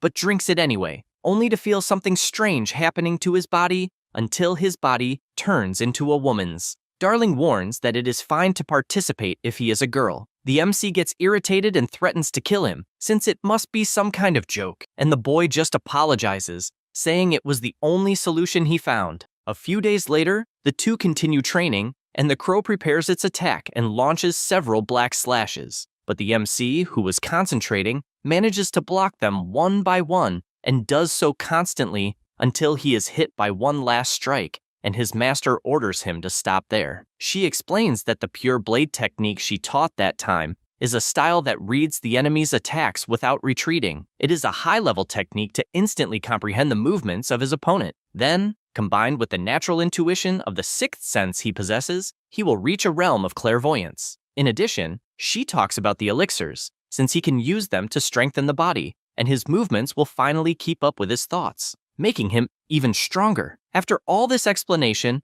the MC goes outside, and with a medicine in hand, asks if by any chance he has not forgotten. This is because a few days earlier, he asked Darling whether the medicine really would not make him be seen. The boy explained that this is exactly the case, since not even magic can detect it. So, if he uses it to disguise himself as a commoner, he will be able to enter the tournament. Crash says he understands, although he could have said it before turning into a woman. Darling asks him not to take it seriously, since it was just a harmless joke, and says it lasts about a day. The MC reflects on all this and imagines that Darling is a trustworthy person, but very exhausting. He reaches the carriage, and the butler says he was waiting for him, and also mentions that he made an offer to Fluker from the lawless zone and to a merchant who will help with the illegal entry. Crash realizes that she is a merchant of corrupted species, so she should be able to cross the border with that, and he expected nothing less from the butler, since thanks to him, he will be able to leave the mansion without worries.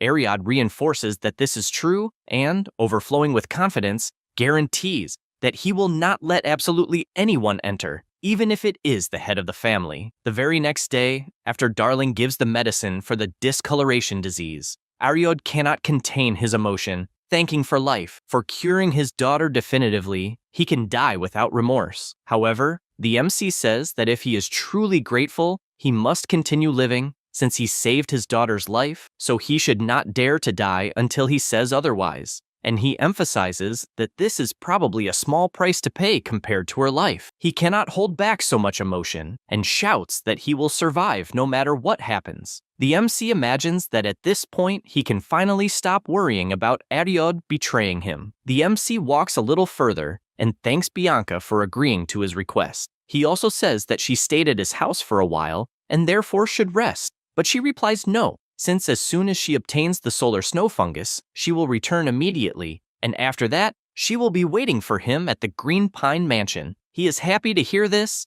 and says that he will return as quickly as possible. He also sees the beautiful snacks she prepared and says that he will eat a lot later. With that, he says goodbye to everyone and heads to the Empire. At some stopping points, he defeats corrupted monsters and absorbs their energies to become even stronger. His master asks how the power of corruption is, and he replies that it is stable thanks to his sixth sense. In addition, he thinks it is a pity, since the merchant is following a route that avoids corrupted lands, and it is a pity that he was unable to absorb any unpurified corruption along the way. At that moment, the girl who was eating drops the apple on the ground, and Cream senses something, suggesting that something appeared to stop the carriage. Several bandits capture the girl, and they are excited to see that she is a beautiful girl. Fluker starts crying, thinking it is a damn shame that he could not sense the presence of the bandits, and cannot believe he will die in such a stupid way. However, in the very next second, a slash appears, finishing off a bunch of bandits in the same instant. The MC appears, and one of them shouts for everyone to advance. His henchmen immediately obey, and they even ask what a little boy will do now that he can no longer rely on his weapon. The MC draws his sword once more, and, with absurd speed, takes the lives of them one by one with extreme ease until only the last bandit remains. Brock gets irritated and attacks to kill, but Crash manages to block, and the bandit attacks with greater speed, yet cannot understand how all his strikes are being blocked. Annoyed, he says that cheap tricks will not work, and the MC asks if that is really so, since he wanted to keep dealing with it without even using the sixth sense. Brock decides to use his secret technique, which will shatter the boy's sword and body with a single attack. As he attacks, he uses the Phantom Battle Axe, changing the direction of the strike almost instantaneously. The MC is startled by this sudden change, and instinctively activates his ability Ignis to block the blow, then asks whether he might be a disciple of the assassin dog, since he recognized the technique. The assassin dog is Berkman, an assassin who became a servant of the corrupter of the world alongside the white demon Bianca. He was destined to infiltrate Starden later to kill many people, but ended up being defeated by Charlotte. The MC continues the fight without understanding what is going on, because he remembers that in his past life, thanks to this event, Charlotte became famous throughout the Empire all at once, but it is still not the time for him to infiltrate the Empire. That said, he advances with everything he has, and, with a single strike, puts an end to the bandit, still wondering if it is not too early for his appearance. He feels a bad premonition about this, and asks them to quickly take the Golden Dragon Herb so they can get out of that place. After some time, they arrive in Ceylon, the Imperial captain. He goes to the place where tournament registrations are done, and at the reception, there are many people. Cicely, who is the fourth princess of the Empire, is impressed by the number of people present and says that there are many rough diamonds to be polished and that she will take them all to the academy. Her servant says that this does not suit her, since His Majesty would be foaming at the mouth if he heard that. The girl asks them not to speak about her father and the hallucinations he has. This girl is the youngest daughter of the Emperor. At 7 years old, she had a brilliant mind capable of solving difficult mathematical problems. The teacher asked her to rewrite imperial history since they needed to report her talent to His Majesty. Cicely imagined becoming an imperial candidate and believes that if someone with a fragile constitution like hers were to get involved in the struggle for the throne, she would certainly be killed. For this reason, she throws the papers onto herself, since she needs to make everyone around her give up on her or she will not survive. From that moment on, Cicely used her brilliant mind to the fullest, playing the role of a completely unrestrained daughter. Eventually, even those who had praised her intelligence began to give up on her for being unsuitable for the imperial candidacy. Lena reflects that she has observed the princess for a long time, so she knows that her actions are nothing more than an act. But she noticed that lately, she seems to have exaggerated a bit. The girl, on the other hand, asks to look down, and upon seeing the MC,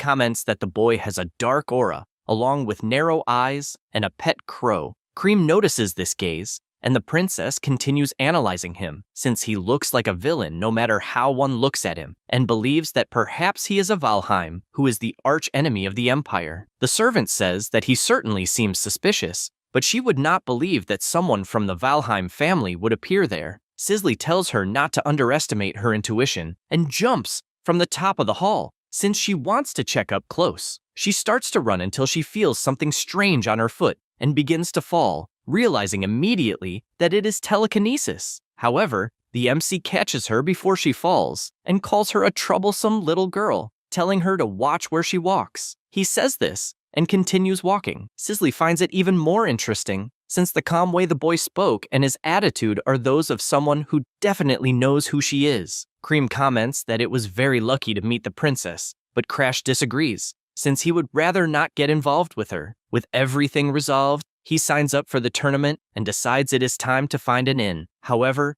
everywhere he goes is unavailable, and he concludes that he will have to sleep on the street that day. At that moment, someone calls out to him. It is an old woman asking if he will participate in the tournament and saying that if he has nowhere to stay, he can lodge at her house. He looks closely at the woman, and the crow says that it is obviously suspicious as hell, but the MC does not care at all and thanks her for the offer. Cream asks if it is some kind of joke and whether his mother did not teach him that he should not serve strangers. He reinforces that he slept on the street his entire past life and is tired of that. The crow sighs deeply and concludes that regressor is annoying as hell. Already at the old woman's house, she says that he can use the back room on the second floor and will even prepare dinner. He thanks her and believes he was very lucky since he has a place to sleep. However, this does not last long, as Cicely was waiting for him. He cannot believe it, and the crow shouts that it was obviously a trap. He knows he will be in trouble if he is discovered,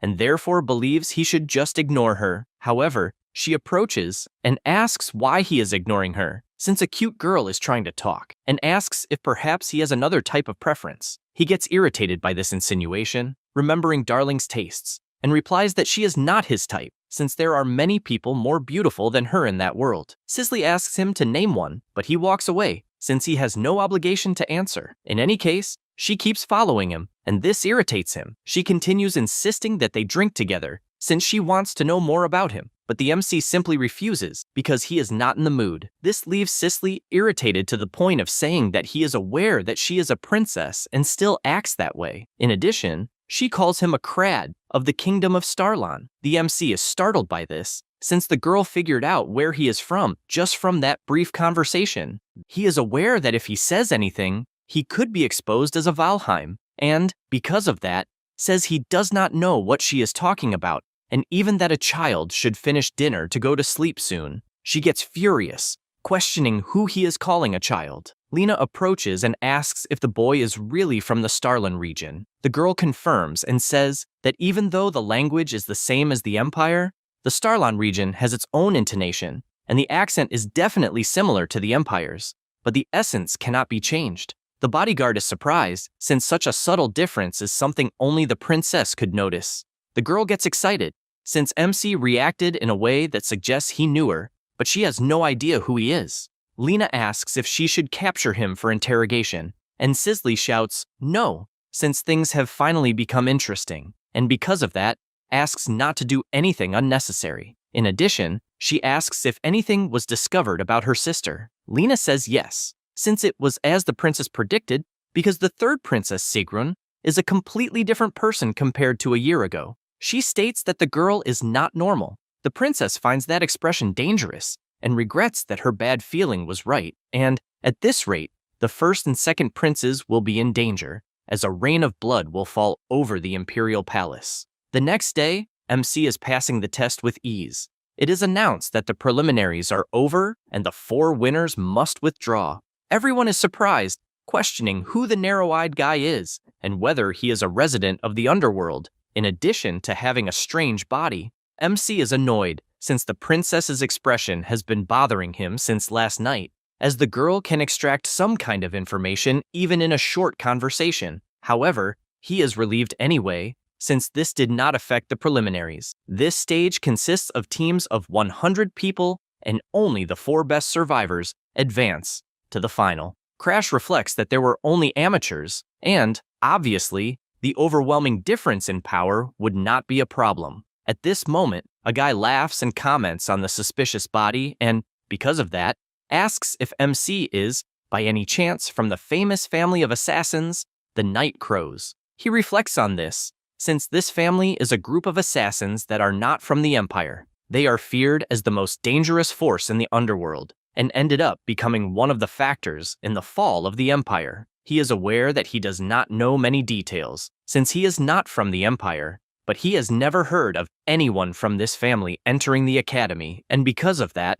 says he is mistaken, as he is not from the Night Crows. The boy asks him to calm down, since he has no idea if someone is after him and only wanted to get along with some colleagues from the underworld, and, right after, says goodbye, saying it is a pleasure to meet someone from the Night Crows. MC thinks about what the boy said about someone being after him, and the crow decides to see what is going on. Because of that, he flies toward the boy and uses his mind control, making him walk back to MC. He does not quite understand what is going on, and Krim explains that it is just mind control. MC takes the opportunity to ask what happened to the Night Crows. The boy answers that they entered a crisis of destruction recently, and that this was by order of their new master, which led to their destruction. MC, intrigued, asks who the new master is. He answers that it is the second prince of the Ephania Empire, Sisley's brother. Because of that, he asks if it is really that person and what the problem is. The boy says that the Night Crows are a trap that the Empire prepared for the nobles and are being used to track and adjust their movements. The imperial family had been the master from the beginning, and the fact that the Night Crows and the imperial family were connected was something that was originally meant to be kept secret from the public. Crash finds it strange that even a low-level guy knows that the second prince is the master, so someone is using the prince and intentionally spreading rumors. However, something is wrong, since originally the role of the second prince was to strengthen the influence of the first prince. In this case, the one who benefits from all this conflict is Sigrun, Sisley's sister, The MC finds it incredible, since Arthur's memory inheritance really worked, and if that is the case, the person Sigrun will attack is the one who supposedly killed herself after hiding the Emperor's symbol, the one who made Arthur an emperor in name only. This is the fourth princess, Cicely. To ensure that she can hand over the throne she conquered to Arthur, Sigrun tried to eliminate her own sister. If Sigrun becomes empress, the empire will grow on an overwhelming scale, and to prevent the end of the world, he needs to intervene in this plan. For the sake of the world, he has decided that he will steal Sigrun's ability, and because of that, he asks his master for help. And the crow says that a returnee would normally act only based on information, but since he decided to lend his power, then he will help. In addition, he questions what they will do with the boy. The MC tells them to leave him standing there, since he has already served his purpose. Krim then decides to turn him into one of his servants, and, still using mind control, orders him to leave. The MC believes that the time has come to use their appearance, and they will meet the real Night Crow, who is hiding in the finals. This assassin in question asks another what the MC's name was, since, as he managed to impress a member of the Night Crows, he will have to teach him a lesson. Back at the tournament, in the main event, the MC wins another fight, and it is announced that Crash is the winner of match 32. Everyone in the audience starts shouting, "Night Crow," and he realizes that everyone is completely convinced that he himself belongs to that family. In addition, he also notices that the brat is watching, even after being warned. That is because, on the night after the end of the preliminaries, he was with her, and the princess comments that she heard he destroyed the preliminaries and feels disappointed, since he really only looks like a child, but she does not know the reason for that worried expression on his face.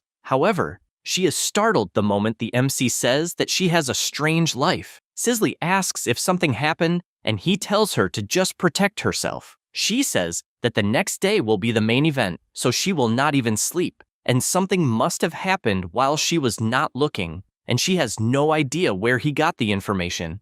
Because of that, she asks if they can really trust the royal spy hired by the bodyguard.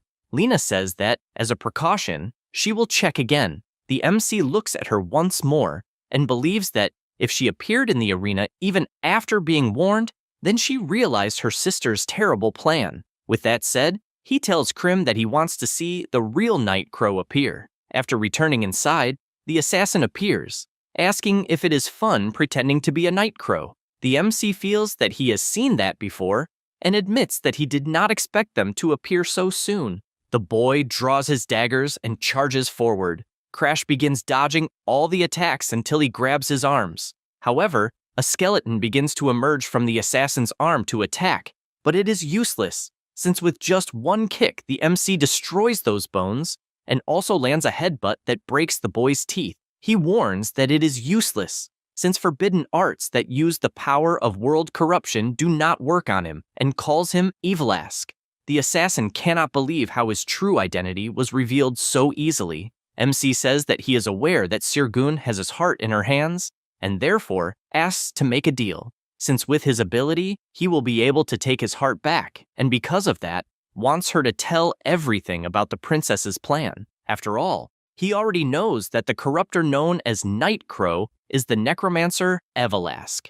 Having had her heart stolen and being kept captive by the Empire for 1,000 years, she is a corruptor. One day, Arthur said that she could be useful, but the Blue generation does not like corruptors. They only knew that she was the only necromancer in the world. Corpses do not leak information, even if the assassin's mission fails. And a necromancer who commands corpses is excellent, especially in a family famous for assassinations. MC arrives kicking the door, since before his regression, the Night Crows were eliminated before he knew their identity. But now, he will have the girl to extract information. She falls into despair since she was found so quickly, and MC, with his hand on her face, tells her to calm down, but Evil-ask screams, wanting to know what he will do with her heart. He says that first he will show the ability he possesses. He uses his Black Hood magic to unlock the girl's conditions, and knows that with so many conditions, a direct approach would be difficult. Therefore, he asks if she fully trusts him with all her heart, since he can take it immediately. She begins to cry and screams that she trusts him. He says that he does not just want to hear words, since he needs to see trust. He asks if she is perhaps tired of her current life, since if she recovers her heart, she will be able to stay lazily in her room all the time, letting the corpses do the work. But if she cannot recover her heart, she will have to obey the royal family for the rest of her life. She becomes desperate since she no longer wants this job and, crying, says that she has already worked for more than 1,000 years and, because of that, wants help. He reveals that she has no other choice but to trust him and asks her to offer her heart in exchange for her truest desire. Everlast continues begging since she wants to live peacefully, just playing and slacking off every day, and because of that, asks him to take her heart. MC liked those words, and because of that, now she is free. He tells her to keep the promise she made. After all, it is a trade, and guarantees that he will return it when he is finished. She laments since she does not want to work, but he wastes no time and asks what Sirgun is planning. She asks if he knows Sarah, who is known as Lena and is the swordswoman bodyguard of the 4th princess. In short, they were going to kill that girl. It was ordered to use her corpse to put an end to Cicely. The swordswoman cannot believe how she was defeated, especially by Demelia. The girl tells her to be grateful since she died for the Empire. Saying this, she drives the spear even deeper and even calls the girl Sword of Madness. Then she tells Everlast's puppet to remember that it is an order from the princess and orders it to manipulate the corpse so that it kills Cicely Ephania. She imagines that it has already been a year since she returned to the past and wants to know if Arthur is watching, since she and Sigrun are doing everything for him because she misses him. One day before the destruction, on the first Saturday after the regression, at 1 in the afternoon, Arthur says that they will meet in front of the Statue of Peace. She had been so happy that she almost jumped with joy when she heard that promise, and, after the regression, went to the place. But Arthur never appeared. They do not understand where the hell Arthur is, and it has already been a year since they waited for him. She wants to believe his words, but first, she needs to recover her former strength. She knows that she needs to work more to ensure that the mission is a success. Suddenly, she tells the puppet to wait and asks about MC, whether it happens to have his corpse. It replies that yes, and she says that it did a good job, although it is not to have strange ideas, since even if Sigrun is not there, it should remember that it has her heart in its possession. The puppet replies that it is aware and, once again, leaves. Demelia thinks it is outrageous that she is hiding such a cute boy and that it is almost a waste that MC is a corpse. The next day, Crash prepares for the fight and cannot believe that he will face the commoner Pilly in the end. On the outside, he gives a very common impression, since he is a pure boy who dreams of world peace. But in reality, he has the potential to enter the blue generation. The boy says he is sure that the MC does not want to be an assassin, and, since they reached the finals, he says their entry is guaranteed, so he can stop being a Nightbody and have a normal life. Because of that, he tells him to stop being an assassin, since he seems to be a kind comrade. The MC listens to all of this and reinforces even more that the boy is truly gentle. However, he gives a warning, since clinging to hope will not allow him to overcome despair. Pilly laments being rejected, and after the judge starts the match, the boy uses the 10 steps of heaven to attack. But Crash, knowing what kind of attack it is, defends his back without even looking behind. Pilly cannot believe his feint was read, since it is as if the MC completely understands his swordsmanship. Crash imagines that the boy's expression is as if he had seen a ghost, but technically he is one, since he once took his own life. He knows that boy grew up in a region that snows all year round and developed various techniques, and, before the regression, he knew him better than anyone. The MC knows that, by combining his experience with his sixth sense, even if he moves slower than his opponent, his sword will strike first. Because of that, he tells Pilly to become stronger and lands a direct hit that was enough to win the match. Before leaving, Pilly asks if they will meet again somewhere. The MC remembers their past, when the boy said he would try even harder, since the curse had been removed from his body, ensuring that he would protect that world. The MC knows that was the first time he heard a thank you, and, because of that, he says they will meet again at the academy. The boy says he understands and that he is looking forward to it. The second prince, watching the match, tells Everlast that she was truly 100% prepared and expected nothing less from a Nightbody. He imagines that if he uses this group of assassins to attract 9 more, he will eventually have the throne all to himself. She says she is honored to have a favor granted to the second prince, and Siphon asks her to maintain that humble attitude, obeying like a lion dog. At that moment, they notice a strange movement, and the butler shouts that this is the second prince's location. However, he realizes they are the Black Dragon Knights, and does not understand why that order is there, since they are used to punish criminals. Demelia approaches and announces that the second prince is under arrest on suspicion of the murder of the fourth princess, Cicely. The boy becomes outraged and questions why he would kill his own sister. She warns that they discovered he ordered Cicely to be killed, but this leaves Siphon furious with rage, since he never wrote anything like that to anyone. However, a voice questions who said the princess is dead. Demelia recognizes that voice, and Lena tells her to forget the murder, since not even the shadow of an assassin was seen. The woman cannot believe what is happening, and why the girl is still alive. On the night Lena was killed, she was moving at high speed, since the princess's intuition was correct. That was when the girl asked if they could really trust the royal spy they had hired. She said she would check again. When she heard it, she thought it was impossible, but the spies were drawn in, and she does not understand why the hell Cicely is being targeted. At that moment, Krim appears calling Lena and says that, in exchange for her life force, she will grant her the power of immortality for a while, so she must pretend to be dead. The swordswoman is startled when she realizes it is the MC's crow speaking directly in her mind. The power is drained from her body, and she questions what the hell he did and whether she really has to pretend to be dead. As soon as she says that, Demelia appears behind her and immediately drives the spear into her stomach. That made her realize that, if it were not for the crow, both she herself and the fourth princess would have died at that moment. Cicely orders the arrest of the vice captain of the Black Dragon Knights on suspicion of espionage. The guard is startled, asking what she means by spy. The princess explains that Demelia used the guards because she was convinced they were dead. Then, with a single command, she orders the swordswoman to finish it, and with a simple movement, she strikes a blow that launches the guard with full force against the wall. Demelia cannot believe how things ended up like this, since she had ordered Evelask to kill Lena, and concludes that the fourth princess is astute for having realized everything, and, because of that, her plan was ruined. She knows that this is the reason Sigrun wants to kill her sister so badly. Because of that, she places her hand on the heart inside her bag and orders Evelask to kill the princess immediately. The girl panics, since the MC has not yet stolen her heart, and as she loses control, she screams for him to save her. At that moment, the Black Hood ability goes to the heart and pulls it from Demelia's hand, leaving her unable to understand why the heart disappeared.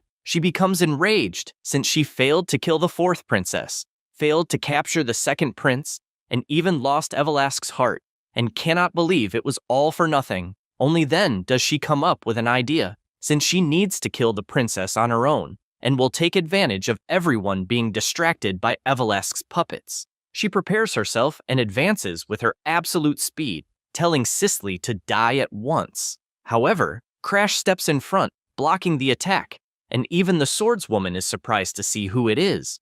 Demelia questions how a mere corpse managed to stop her divine spear. The MC says that, as always, her simple way has never changed. She is startled since he apparently knows her, and the prince, not fully understanding what is going on, realizes it is his chance and orders her to be captured immediately. The guards take her spear and inform her that she is under arrest on suspicion of murdering the imperial family. She becomes furious at this outcome, since even though her plan was exposed, she should not have done anything unnecessary, and all she wants is for Arthur and Sigrun to help her. Cicely asks if the MC is alright, and he realizes he barely managed to block the attack even using his black flames, and is still far from master level. She says that this is what happens when facing the divine spear head on, but he replies that she is safe, and that is all that matters. The girl becomes extremely embarrassed, and the second prince shouts for them to find the other accomplices of what happened. Because of that, the MC enters the shadows together with Evelask, and tells the princess to keep an eye on her siblings. However, she tells him to wait, since she needs to treat his injuries. but Crash tells her not to worry, as he is used to getting hurt. The swordswoman does not understand what he is talking about, but the princess agrees with everything, although she regrets that he is leaving without her being able to thank him, and promises that she will repay this debt one day. They appear in the carriage, with him finding this movement ability incredible despite having many restrictions.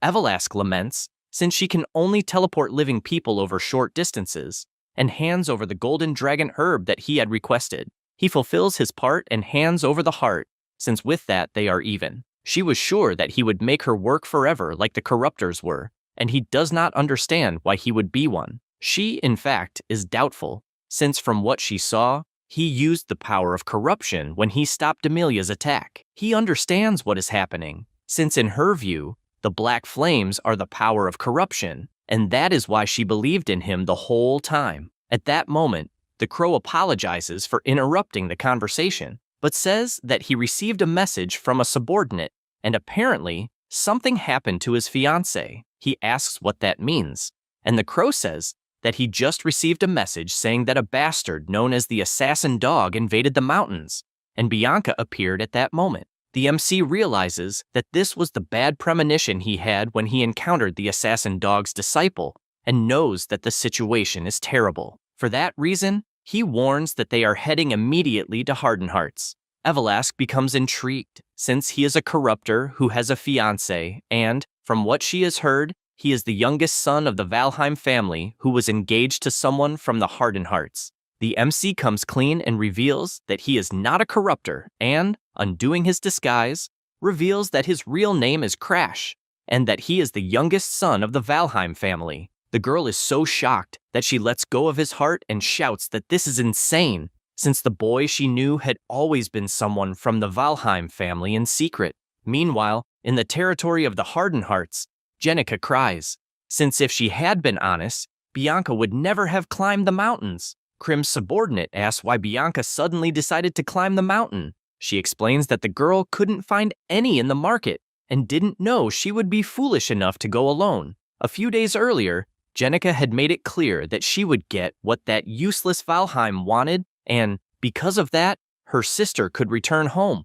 Bianca looks back and says that Crash is not useless at all. Besides, she didn't ask her to follow, since she only wanted a search party. The girl says it doesn't matter, since she is determined to complete this mission, because she wants her to return immediately. Bianca says she understands and comments that her sister has hated her since the beginning, since she believes their mother died because of her, and says she will return home as soon as she finds the fungus. Jenica does not accept this, since she didn't want things to end like this. At that moment, the assassin hound appears asking if he can join them. They look back in shock, since someone with a terrifying aura appeared out of nowhere. She tries to understand who the man is, and the guards tell the girls to run, but the assassin hound kills them for getting in the way. Bianca pulls her sister through the snow until they manage to hide.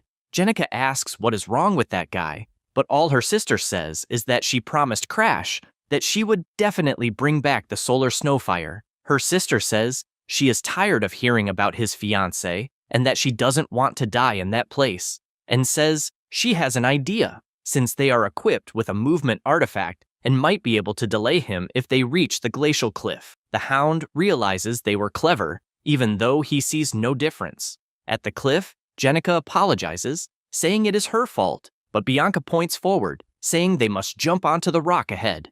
Her sister says that if they miss, they will die, but Bianca says they will die anyway if they don't jump. At that moment, the assassin appears telling them to step back and, without thinking twice, Bianca grabs her sister's arm and the two jump off the cliff. He is confused, wondering if they are trying to kill themselves, until he realizes that, in the end, there is a rock to land on and finds it amusing, since he also wants to play. Bianca tells her to trust her and, at the same instant, throws herself at the hound so the two fall down the cliff, since that is the only way her sister would be safe. Jenica remembers all of this and, crying, says that was the last time she saw her. Then, a group was dispatched to the place to find her alive, but they were unsuccessful. She feels guilty, since if she hadn't suggested the cliff area, none of this would have happened, and if she had been honest from the beginning, they would be safe in the mansion.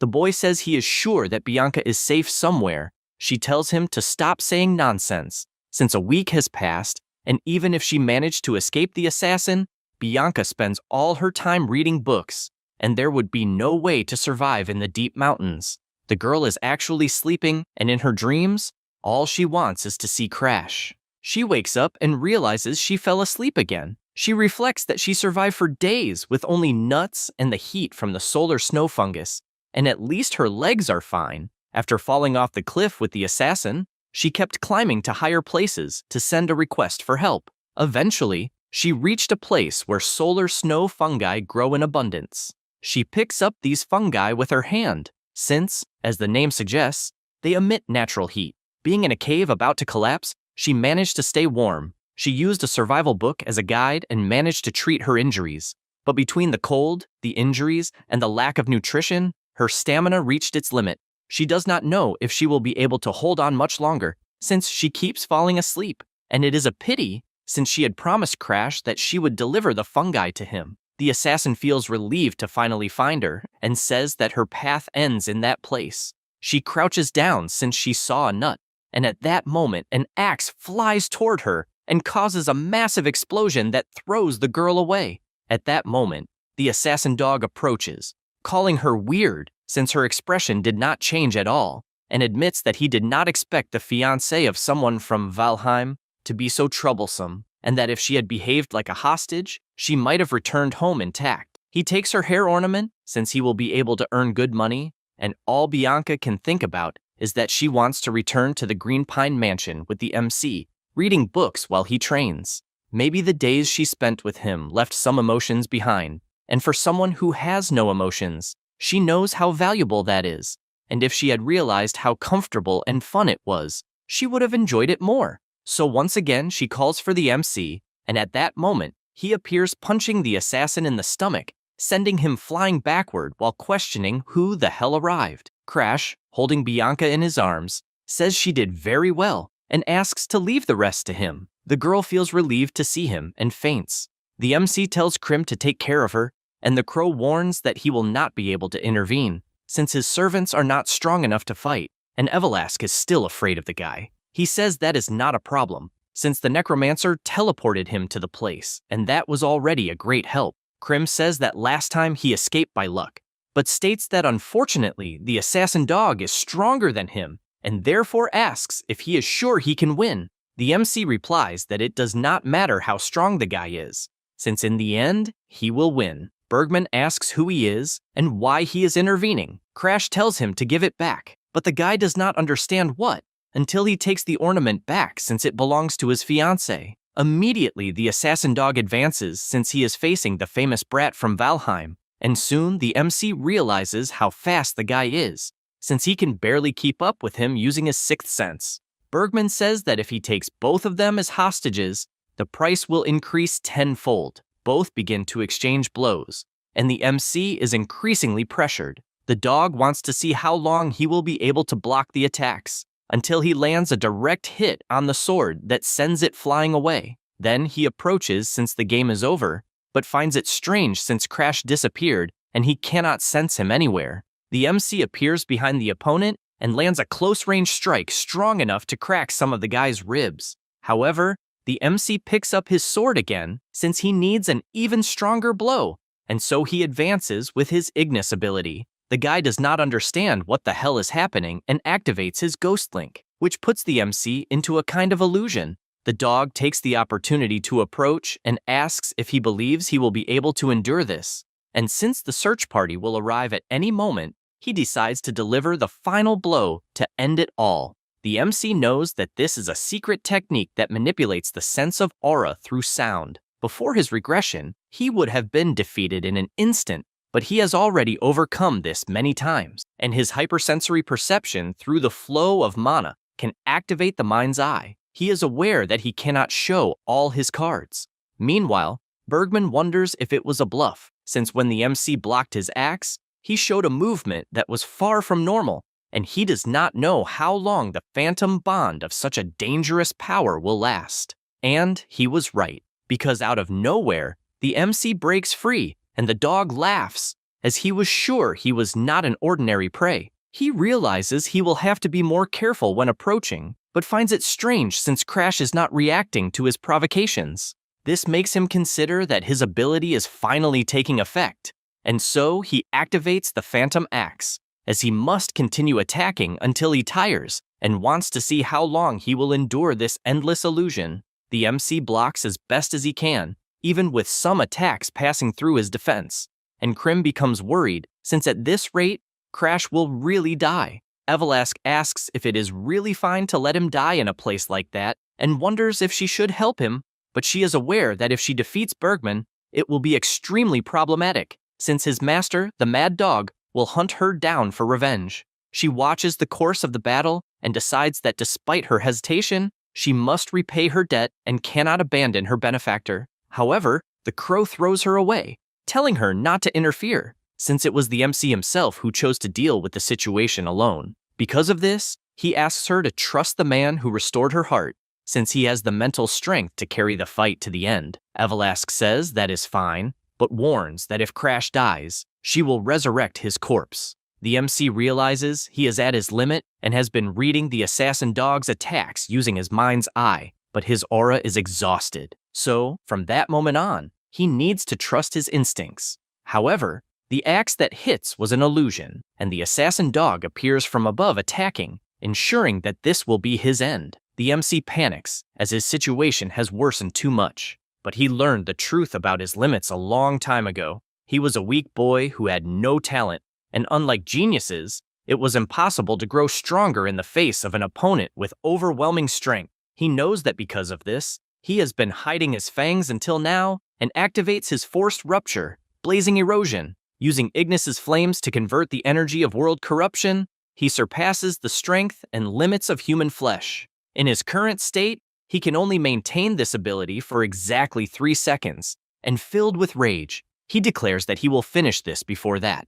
Bergman panics, as he cannot follow the strike with his eyes alone, and knowing he will die, he activates his illusory scream. Crash thinks this is annoying, as he aimed for his neck, but the sound blurred his vision and disrupted his aim. The assassin dog realizes the blow landed on his shoulder and, because of that, activates his technique and attacks once more to end the fight. The MC sees the attack and knows his mind's eye tells everything, as the effects of blazing erosion are fading and his head is about to be cut off by the man's claws.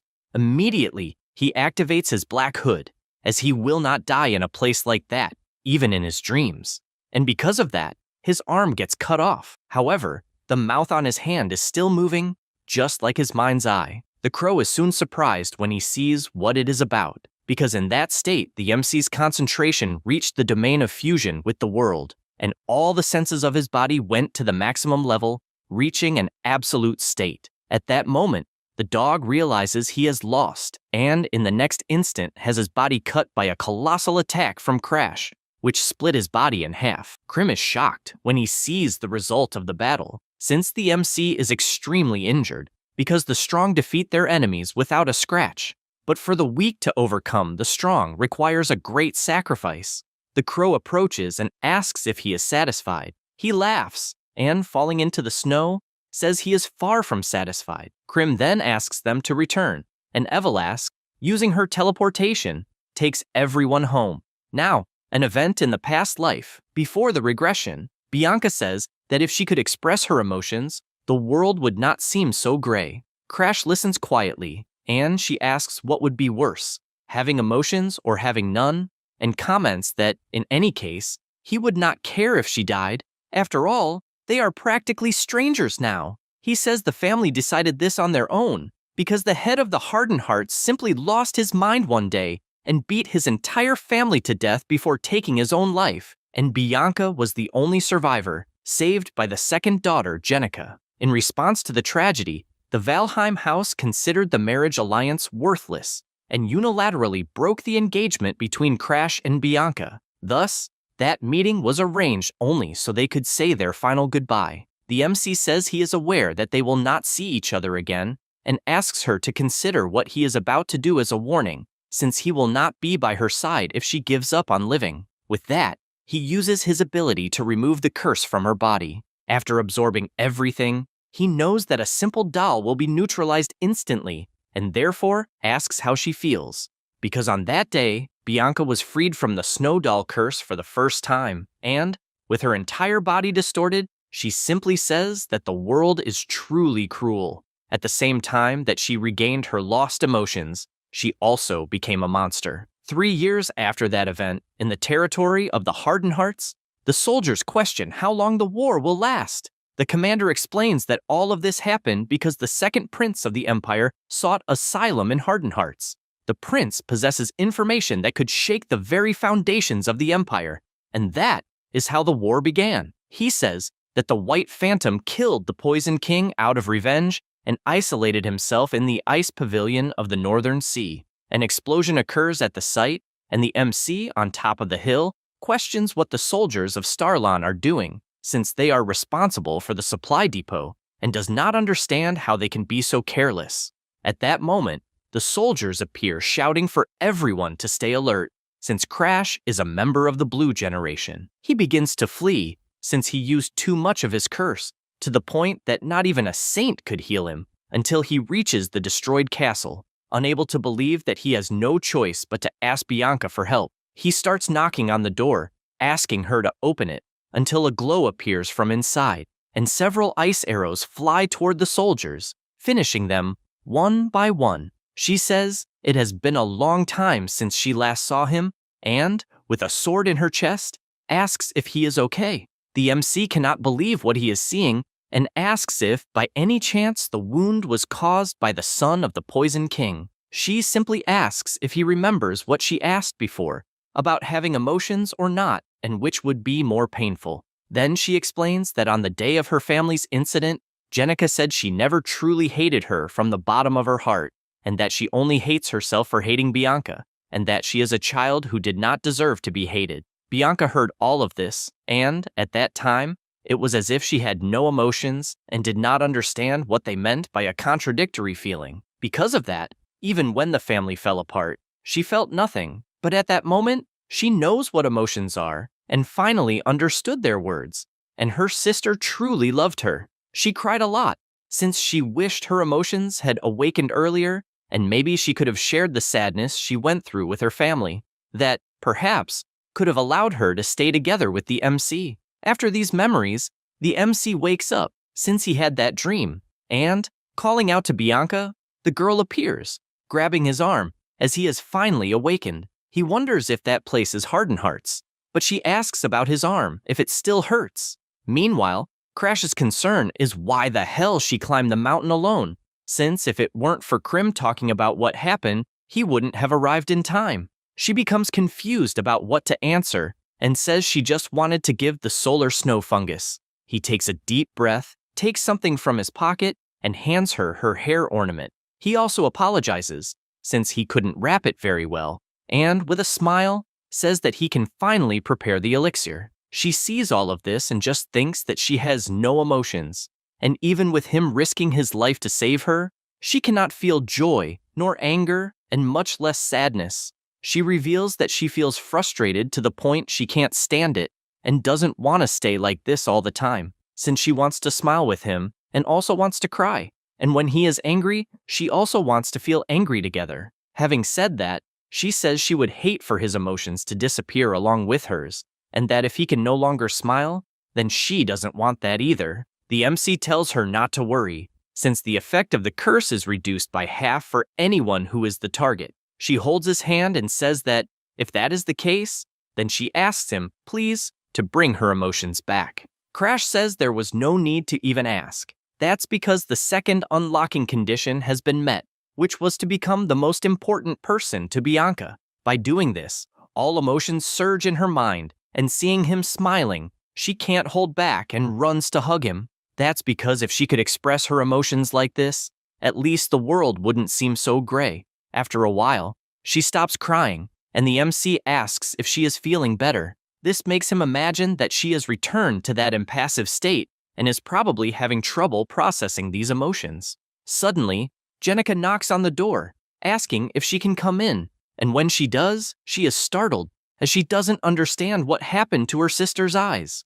Crash simply asks what she is doing there, and she replies that her brother invited Bianca for lunch, and since the MC cannot move, she decided to bring his meal upstairs. Crash imagines that she wants to talk to Bianca as family, especially since she didn't even look at him. In his past life, Jenica apologized to Bianca, and he wonders if she will do the same. Because of that, he gets his fiance's attention and says that if Jenica tries to change her attitude, she shouldn't feel the need to forgive her, since if she doesn't like it, she should just ignore it, and when everything is over, they will return to the mansion together. Bianca hears this, shakes her head from side to side, and opens a smile, saying that she is very happy now. The MC says goodbye to her, and, after everyone leaves the room, he tells Evelask to lend an ear for a moment, since he wants to hear what the family wants with Bianca. Even before hearing anything, he guarantees that if he hears something wrong, he will sink that house into the ground,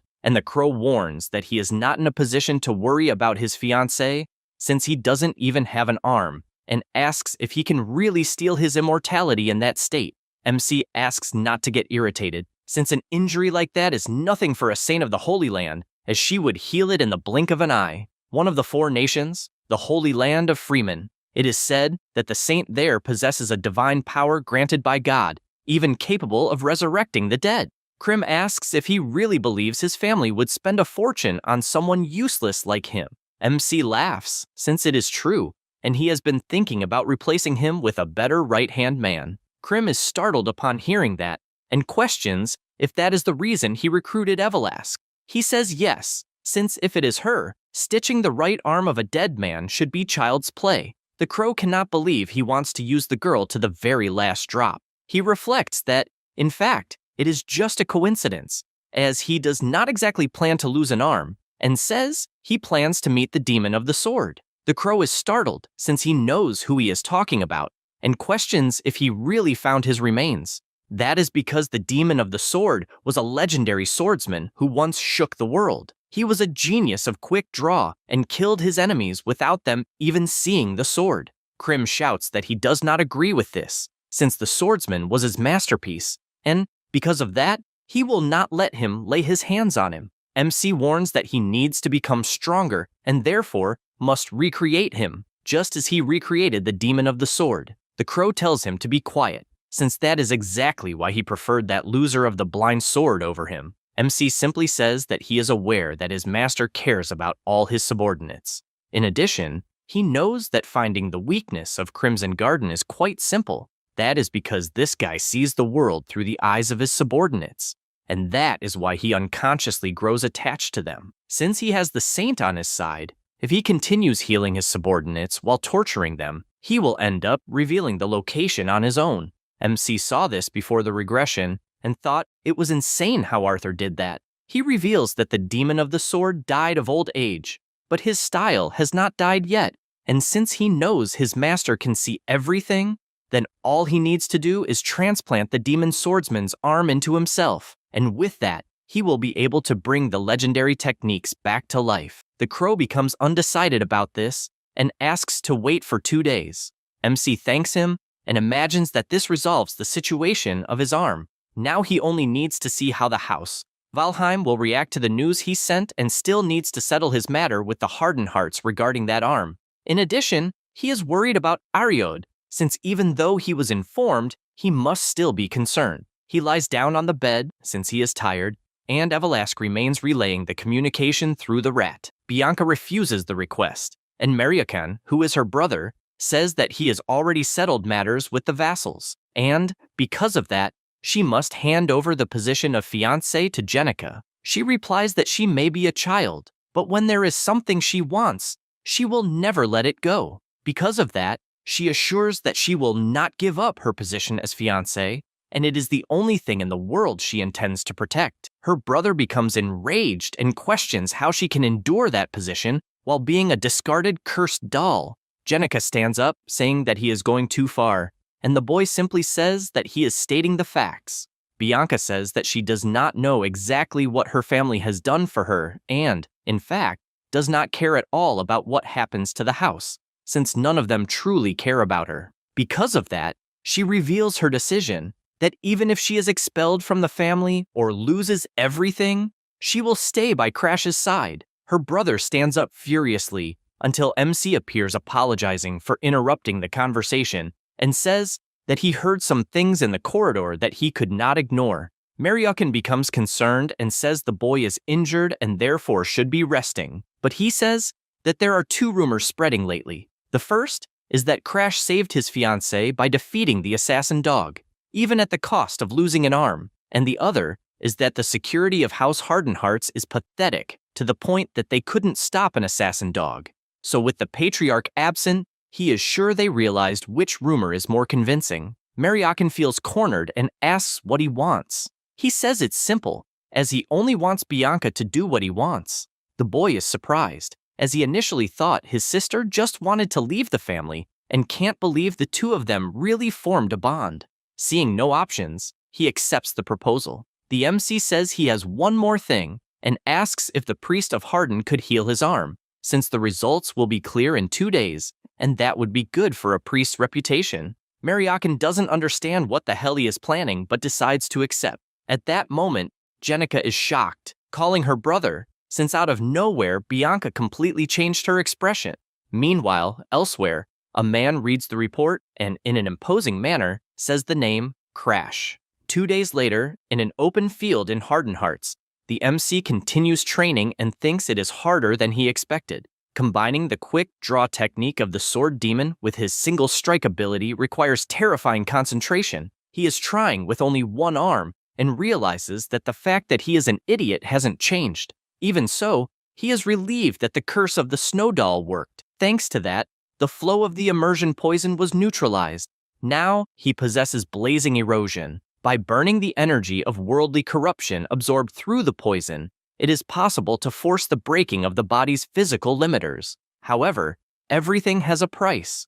The moment this ability ends, the user becomes incapacitated. He knows it is an absolute limit and cannot be used for long. If he could at least regulate the heat, he could extend its duration. He has cold energy, the yin energy of the moon, and smiling. This leads him to his next goal, which is the dark lunar physique of the Emperor of Flames. He is confident that once his arms are healed, he will steal that guy's curse. Sometime later, he goes to Evelask's house, and suddenly the door opens, and number 8, who is Evelask's servant, welcomes him and says her master is waiting. The MC observes those rabbit ears and thinks the interior is just as he remembered. The girl welcomes Crash, as everything is prepared for the transplant.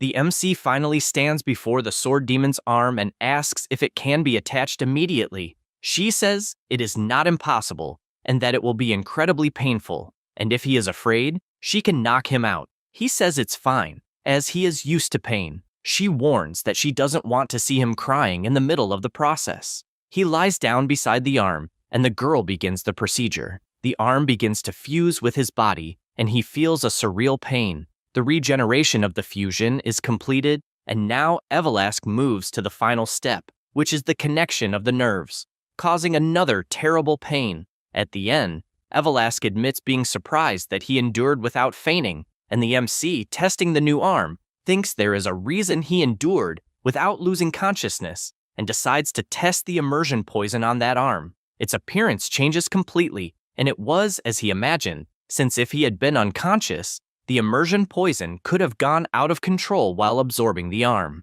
And he begins to control it calmly until his arm returns to a normal appearance. His master asks if it is over, and he says yes, as it feels like his own arm. Krim tells him to test it right away while he is learning the art of quick draw and tells Evelask to provide the training field, but the girl warns that she is not his servant. However, Krim asks if she is not looking for the ancient book Hakuben. Immediately, the girl changes her expression and calls the Raven Lord Krim. Number 8 says she will show the way, and, as they walk, the Raven asks how much he knows about the quick draw art of the sword demon. He says he is aware that it is strong, and Krim asks if that is a joke, since he should not have returned with such a mediocre level of knowledge. With that said, he explains that it is something completely different from anything else. Normally, a quick draw technique involves accumulating aura while the sword is still in the sheath, and then simply drawing it at maximum speed. But the sword demon's technique is different. as it takes the accumulated aura inside and decomposes it into fine particles. These granular aura particles increase explosive acceleration, and when it reaches the limit, the blade bursts outward. After saying that, he asks if he understood, and he says no, but he will just test it. The raven tells him to surrender to the memory of the arm, since the thousands of strikes from the sword demon of that period are engraved in that arm. The MC likes this, since both a good master and an arm of the sword demon are gathered, and now only his own will remains, and he will test it as many times as necessary. A few days later, he continues practicing frenetically, attacking even number 8, who says she can see the blade with her own eyes. The sword demon's technique should be so fast that it would be impossible to perceive. He believes the problem is truly his own aura, and, because of that, thanks the girl for staying with him every day during training. She says that he should trust himself more and explains that a single-digit number like her has the strength of a master-level fighter. He knows that the people he will one day need to protect are all master-level, but he still gives his thanks. Suddenly, Evelask appears, and the MC says he is returning to Valheim. The girl does not believe it, but he says she can go with him. However, she thinks there are too many frightening people in that family, and he imagines she might be talking about the 5 elders, since they would probably try to make her a slave. Knowing that, he asks if she would mind waiting at her house, and only asks that she keep an eye on someone called the King of Poisons so that he does not interfere with the Hardened Hearts. The girl is even more startled, since he is asking her to face the King of Poisons, one of the 10 great sovereigns. However, since it is only to protect the patriarch, she says she will manage somehow. The MC thanks her, and she simply sighs deeply, since he has no idea what she might ask of him one day. Number 8 asks if she is sure about this, and she says that normally she would have followed the boy, but if she stays with him for too long, she will feel as if she is in the company of her former companions. She also believes that the MC will one day become a very dangerous invader, but in the end, the reality is that she prefers to stay at home. However, one thing is certain, since if the MC gets into trouble, she will definitely be there to repay this favor.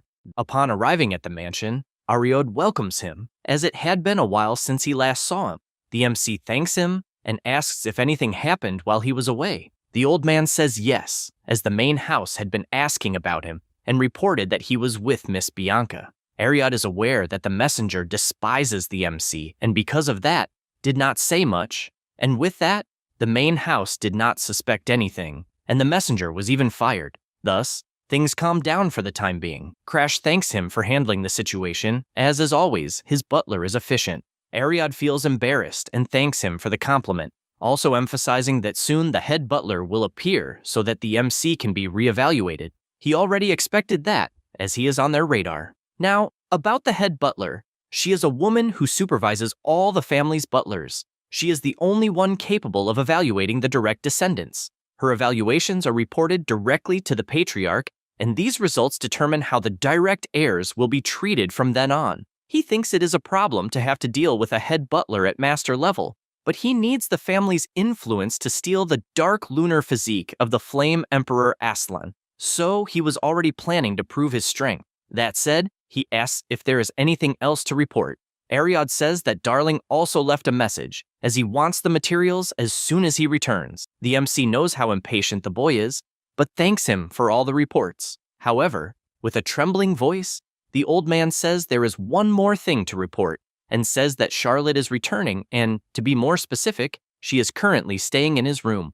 No sooner does he say this than the girl appears, jumping down from the top of the mansion. The MC is startled, although he knew that sooner or later she would appear. His sister says that she waited too long and almost died of boredom. Crash apologizes, but thought she would take a little longer. She laughs, as she did not know she was supposed to take longer and, releasing her aura, asks if he is serious. The MC is startled by all that pressure and questions himself if she has already surpassed the master level. She laughs once more, as she is joking, and she even heard that he fought like a hero to save his fiancée. When she tries to touch Bianca, the MC pulls her away to prevent it, and she assures that she will not steal his wife, and even asks him not to look at her in such a suspicious way. He says he was just surprised that she invaded his house without even warning him. She finds it funny that he is speaking as if the house were his, and once again releases her overwhelming pressure and says that the mansion belongs to the Valheim family,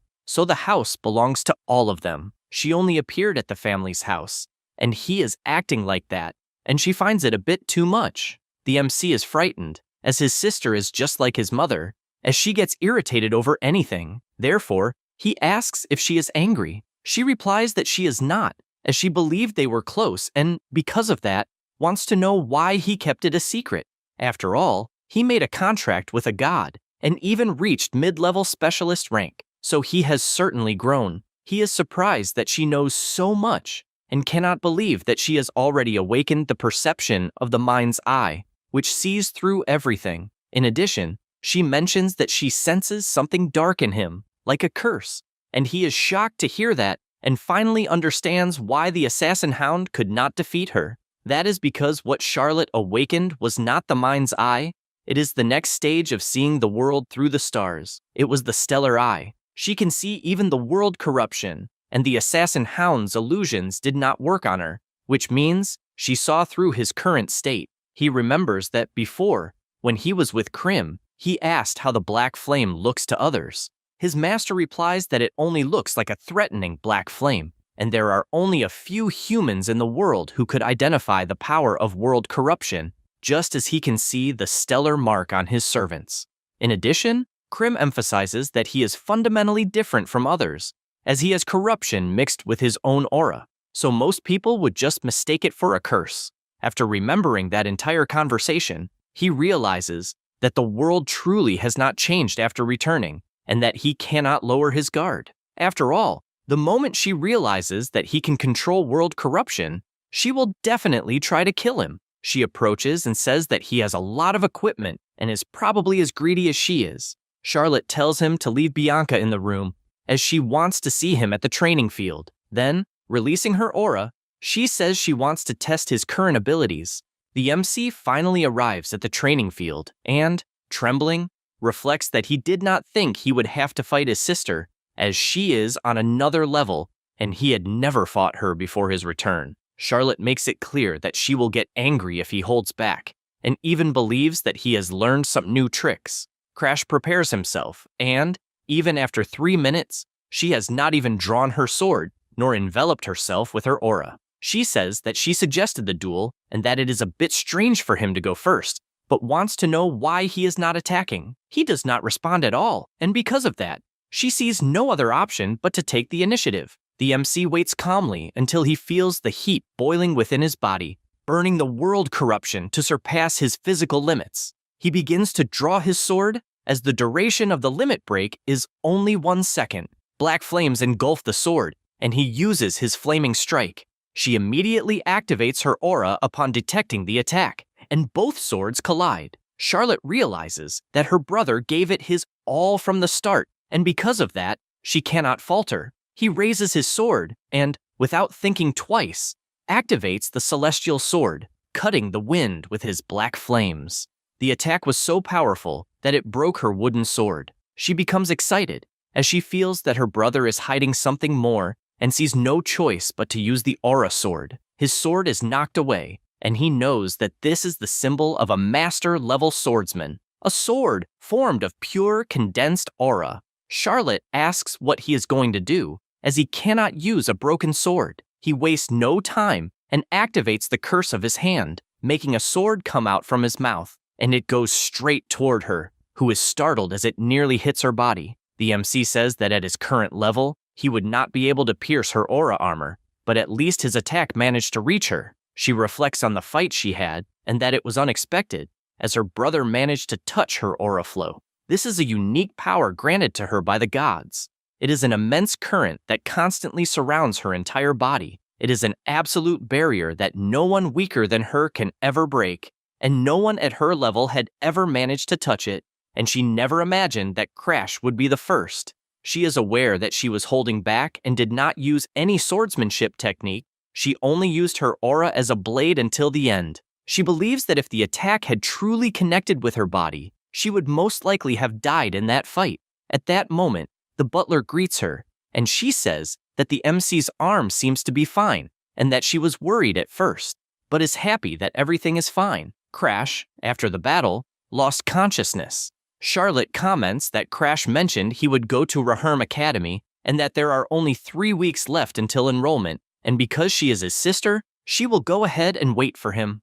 A few days later, in the alchemy workshop, Darling, with his usual smile, says that the elixir is complete. The crow realizes that the boy indeed has talent in the subject and tells the MC to ask if there is a training field nearby, since it is better to take the elixir in a wide open space. He asks this, and Darling replies that there is, and that it is actually a great idea, since it is a specific type of medicine. Crash does not understand what he means by that, and then arrives at the place shirtless to take it. He thinks taking the pill was quite easy, but does not understand the malicious expression on Krim's face.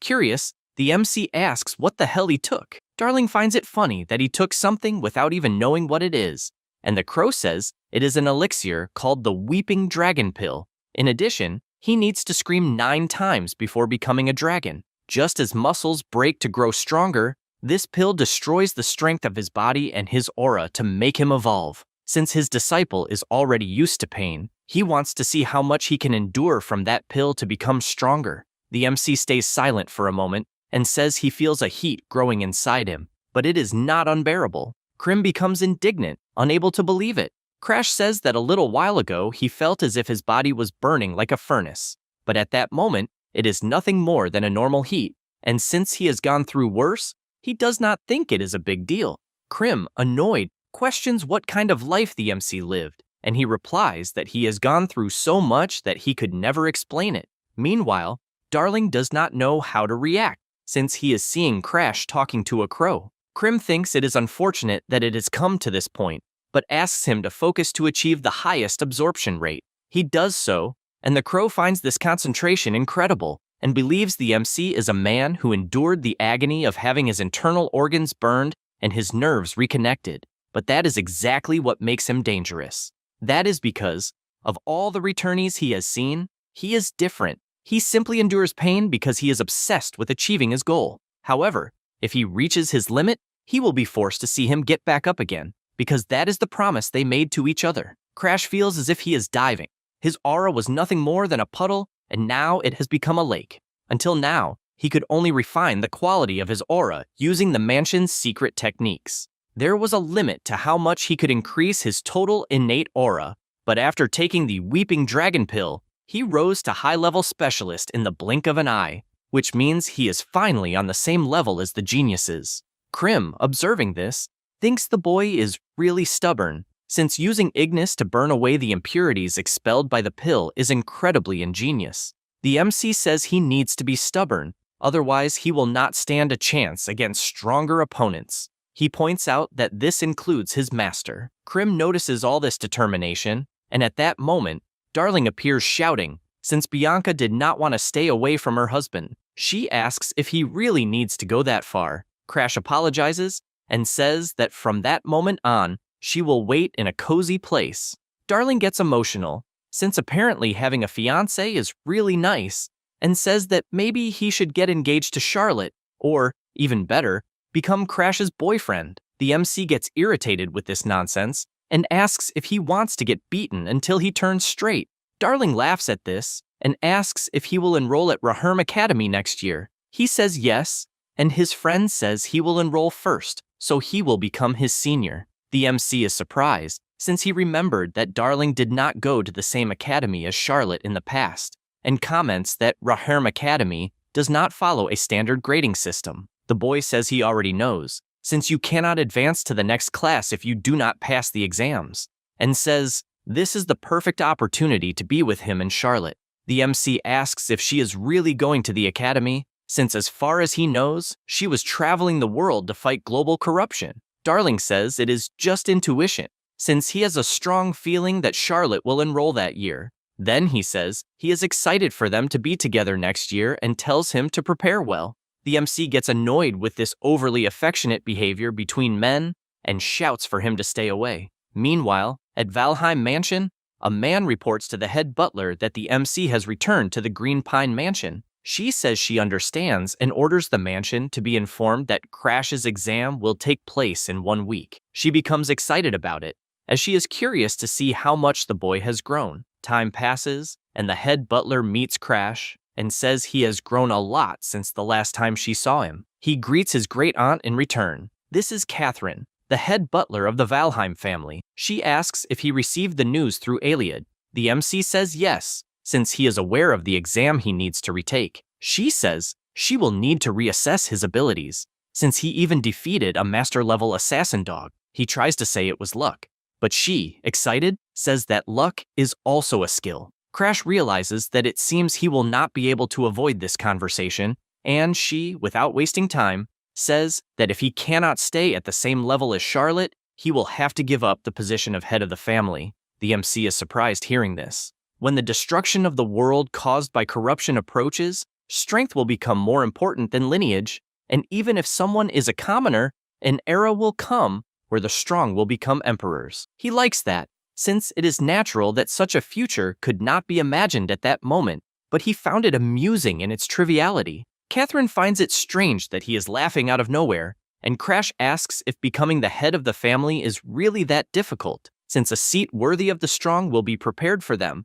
and tells her to start the exam already. The old woman is speechless for a moment and remembers that the Crash from a year ago seems completely like a different person, and says that apparently he has reached the specialist level. She begins to draw her sword from its sheath and says that if he makes her step back even once, it means he passed the exam. He is sure it will not end with just one step, but he is not too worried since she is at the master level, and so he says he will begin. She finds his stance strange and wonders if it is quick draw, since the stance greatly resembles the sword demon. She knows this because she was the one who made the scar on his neck, as she was someone of first class, and before continuing her thoughts, she is startled when she sees the MC vibrating his aura inside the sheath and concludes that it is definitely the stance of the sword demon. He concentrates more and more and begins to draw his sword with black flames. Instantly, he launches his quick draw skill,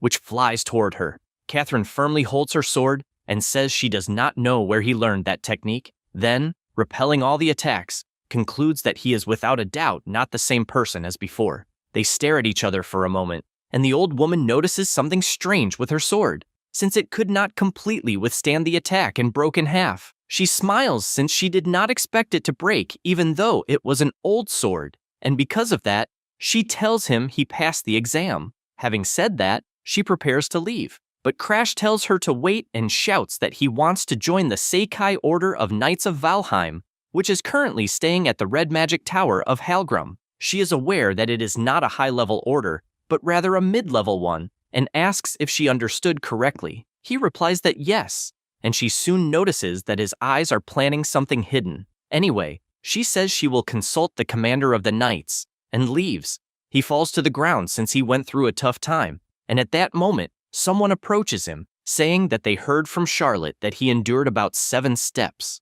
Immediately, Crash recognizes that voice and asks if it is really his father who is there. His name is Balrog, Martial Emperor, and head of the Valheim family. The MC immediately feels that overwhelming presence, and Balrog says that the hesitation disappeared from his eyes and tells him to rest since it seems he has grown very well. He is surprised hearing those words and wonders if his father came to the mansion just to say that. Balrog says that they are returning to the Forbidden Territory. 3 weeks later, in Halgrim, a free city of the Red Magic Tower, Bianca says that she is finally getting to know that city, but Crash tells her to be careful because the mages of that place are all magical supremacists and despise anyone who is not a mage. She says she has already read that in books, and that is why the Red Magic Tower, where the King of Flames resides, became the greatest tower of magic. He is surprised since she knows it well. In addition, he knows that it is the place where the most dangerous regressor is.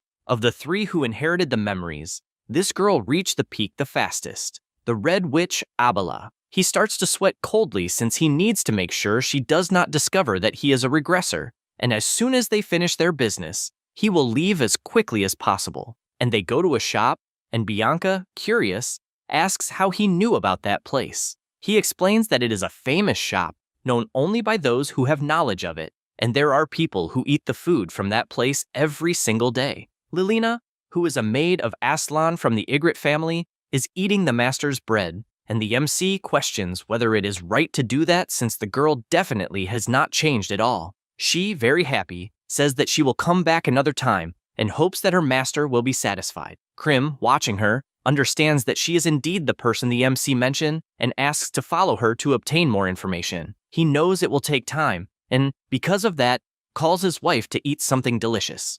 After doing that, the two leave the restaurant, and the crow appears, annoyed that they ate without him being present. The MC asks how it went, and he replies that after what happened at the mansion, he discovered that the grandson of the Emperor of Flames, Aslan Ygritte, tried to take his own life. The maid was upset about that situation, and all Aslan asked was to be left to die in peace since there is no longer any reason to keep living. The maid told all of this to the crow and asks what he thinks they should do. This is because 1 week ago the boy tried to poison himself and right after that tried hanging, besides not eating anything, and if he continues like this, he will definitely end up dying, and she laments it since her master was not a weak person. Suddenly, the MC appears asking if he wants help with that. He says that he thought Krim had been getting chubby lately and found out who was feeding him. Having said that, he introduces himself as Crash, the youngest son of the Valheim family.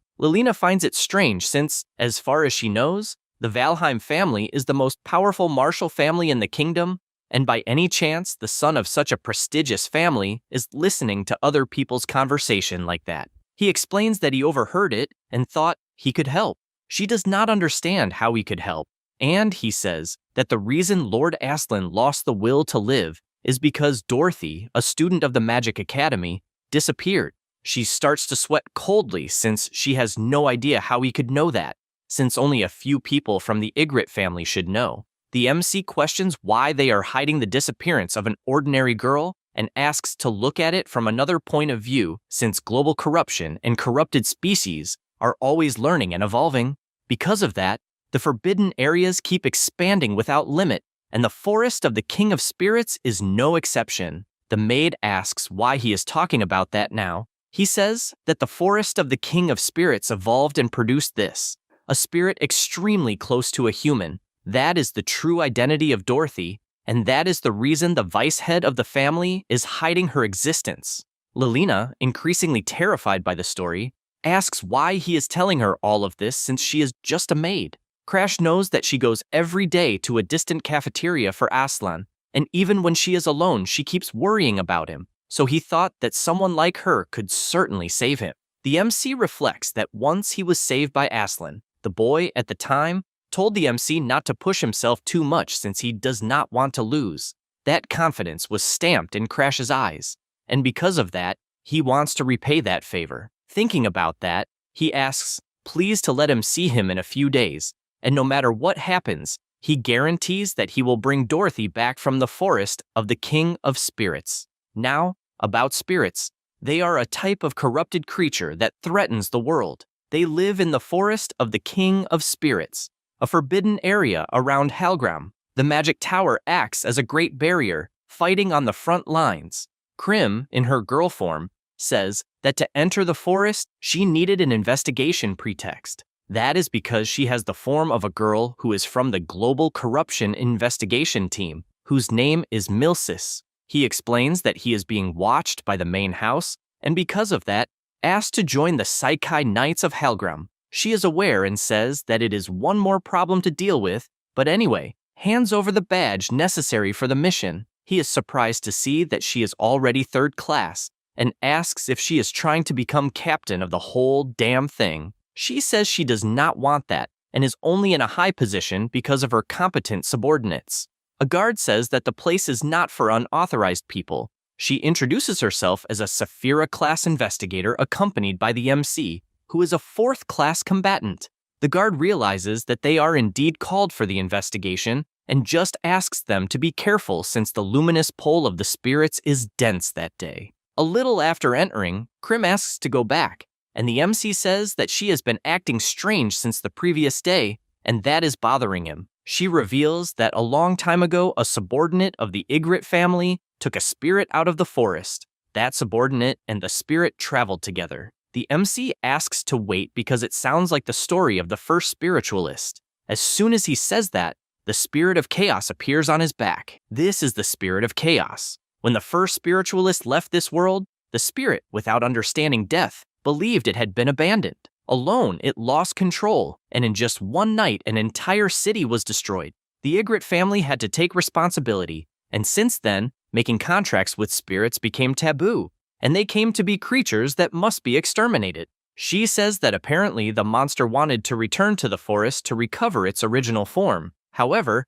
he lost his reason, leaving only aggression, since the spirit of chaos is out of control upon recognizing Krim. She laments that things ended this way, and says she will resolve it with her own hands, although, unfortunately, that body does not have many abilities, and, therefore, they must emerge. The MC says that it is not necessary, because in his past life he was responsible for defeating the spirit of chaos. The monster begins to attack, and he, using his sixth sense, dodges and blocks those attacks. Before the regression, he had difficulty because only skill-based attacks worked against that spirit, but currently, he possesses more aggressive abilities. He prepares his sword, and the monster wastes no time trying to attack him. He takes a deep breath, as he is much stronger compared to the past. Then he uses his flaming slash, which is more than enough to split the monster in half. He realizes that the attack was weaker than expected, and it must be because it was somewhat purified within the forest.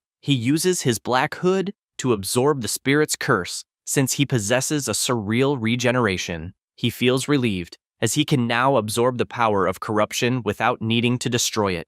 In its final moments, the spirit asks if it is Agni who is there. She says she wanted to talk one last time and waited all this time because she believed she would never abandon her. Immediately, Krim runs to embrace her and apologizes, as she did not think she should interfere, since she is now nothing more than someone who observes the world through her disciple. The spirit tries to say something, and Krim says that instead of taking care of the subordinate who has a limited life, she should have taken care of her, and now she is sure that was what everyone wanted. Having said that, she apologizes, as she truly feels sorry. Sometime later, they return from the forest, and the maid asks if the crow has lost weight, and if perhaps Crash is not feeding it.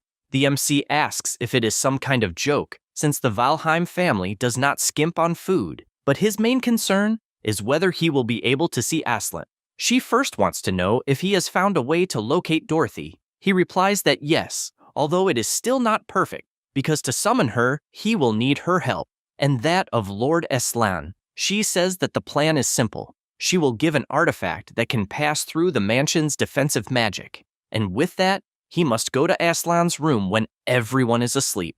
Since the boy has the dark lunar physique, he lives with his day and night reversed. With the plan already in motion, Aslan hears something in his room and asks if it is Dorothy. The MC, already in his room, asks if he really wants to see the girl that much. Without thinking twice, he says yes, even if he has to sacrifice everything. The MC removes his hood as he wants to make a deal and demands the delivery of the dark lunar physique, in addition to promising that he will sacrifice himself in the spiritual forest in a few days. Then, if he does so, he guarantees that he will bring Dorothy back to life. Aslan begins to sweat cold, as it seems more like a demon is standing before him. The MC asks what kind of rudeness that is, since if he were a demon, he would have torn off his limbs instead of suggesting a deal. Aslan says that he had already planned to take his own life, so this request for sacrifice is a good condition for himself, and also questions whether he even knows what the dark lunar physique is, and, if so, is still asking for it. Crash replies that he obviously knows. Basically, it is someone born with the yin energy of the moon. It is a cursed constitution that forces someone to live in cold shadows for their entire life and can only move at night. In other words, it is a fatal constitution for the Ygritte family, which needs to master yang energy, the energy of fire, but for him, it is the perfect material to break his limits. He asks if that explanation was sufficient and then introduces himself, as each one is a useless member of their own family. In addition, he asks if he is not curious about how he will bring Dorothy back to life. Aslan becomes a bit apprehensive, but accepts the deal, wanting to know more about it. Aslan Ygritte is someone born into the Ygritte family, masters of fire magic. The boy could not use fire magic because of the dark lunar physique. One day, his grandfather called him to say that he had removed him from the list of candidates for successor. The boy's mother, outraged, questions the old man if he is really going to strip his own grandson of the right to be the family's successor, as that is too much. This is Agatha, interim head of the Ygritte family. Her father says that he does not accept this as the head, since he cannot let the red magic tower fall just because she spoils her grandson too much. In addition, he throws it in her face that if she had not married someone with yin energy, none of this would have happened. He also says that he heard there is a girl named Abella in the red magic tower who has talent for fire magic, and since he believes she does not intend to have more children with her husband, he suggests adopting this girl as a daughter. Hearing all this, Aslan is left speechless, especially with his grandfather calling him useless. Aslan calls for his mother and says that he will try harder in magical training, as if he does so, he is sure his grandfather will look directly into his eyes. She becomes furious at those words, as that is not enough, and asks if he has forgotten that his father was killed by the old man. Agatha makes it clear that from that moment on, he must make his life depend on it if he wants to keep living. From that day on, Agatha treated her beloved son harshly, as if he were someone else, to ensure he would not be killed. In the past, the MC was by a bonfire asking Aslan how he ended up with his body like that. He replies that it was for revenge, since his grandfather only cared about the family, to take revenge on the King of Flames who took away what was precious. He ended up burning his own body. After Aslan burned the dark lunar physique along with his own body, he left the family and became the Emperor of Flames, surpassing even his grandfather, who was the King of Flames. He knows that the unlocking condition of the dark lunar physique is to resolve Aslan's stubbornness.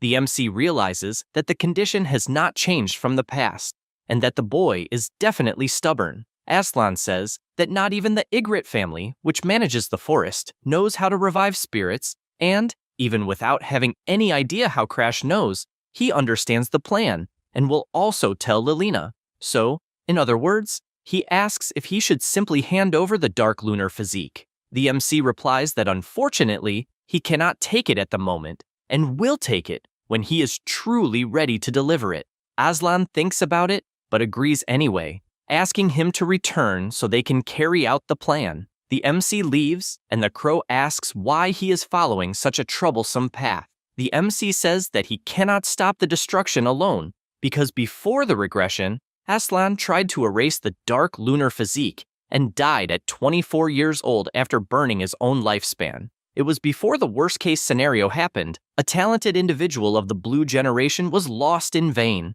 Crash says that this time it will be different, since while fighting the disaster, he needs him to live and play a role supporting him. This is because he will not be able to use Sigrun and the others as Arthur did, since the risk with them is too high. Unlike Aslan, who was someone he could talk to and already had talent before the regression. In addition, the dark physique is the key to overcoming the flaming erosion. It is a chance to kill two birds with one stone. At that time, Lilina asked him please to use the ability to steal curses to take the true feelings of the young master, since the two were great friends, and made him promise that. He remembers this, and concludes that in fact, if he fulfills this promise, it will be killing 3 birds with one stone. Sometime later, Aslan was burning in flames, and his grandfather kept saying that he never imagined he would bring such shame while he was away. Agatha begged her father to stop, since, in that way, her son would die, but he, not caring about it, slapped her,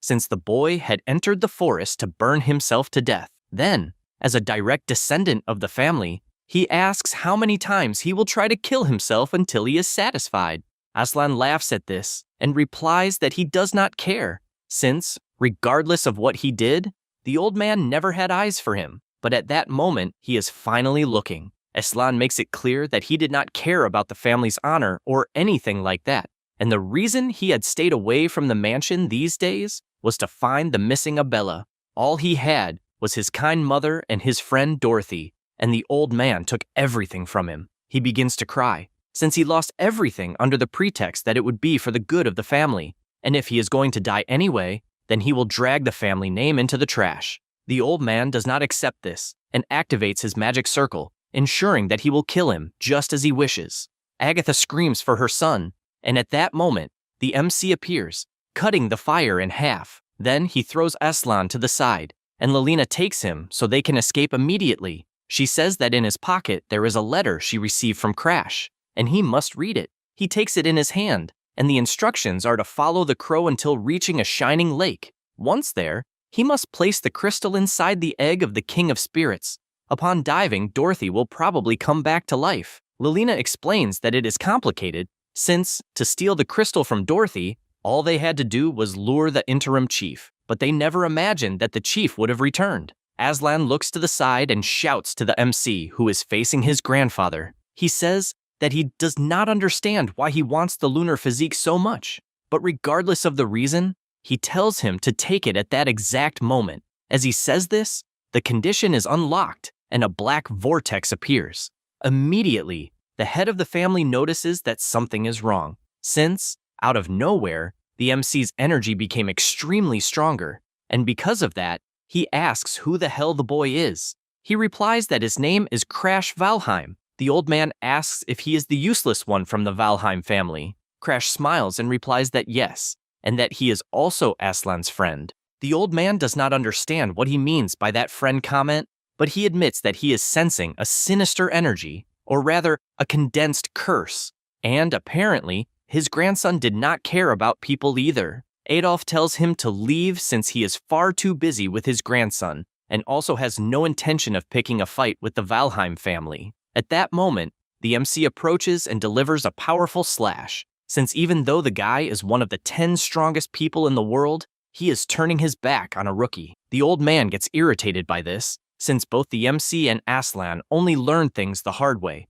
and a massive destruction can be seen from afar, even frightening Aslan as he imagines what is happening. Lelina tells him to hurry because they need to save Dorothy quickly, especially since Crash said they would only have one chance. He follows the step-by-step process because no matter how many spells he learned, he simply could not use fire magic and was the shame of the family, a useless person. Back then, he was standing face to face with her, and she asked if he was some kind of genius because he used a different formula. He replies that it is nothing special since anyone at the academy can do it. Dorothy thinks that is amazing because she cannot, and even at the Magic Academy, they call her a failure. Because of that, she asks him to teach her some spells that appear in the grimoire, and as payment for the lessons, she will give him food from her favorite restaurant. He knows that a mage who cannot use magic has no value, and Dorothy's presence was always mysterious.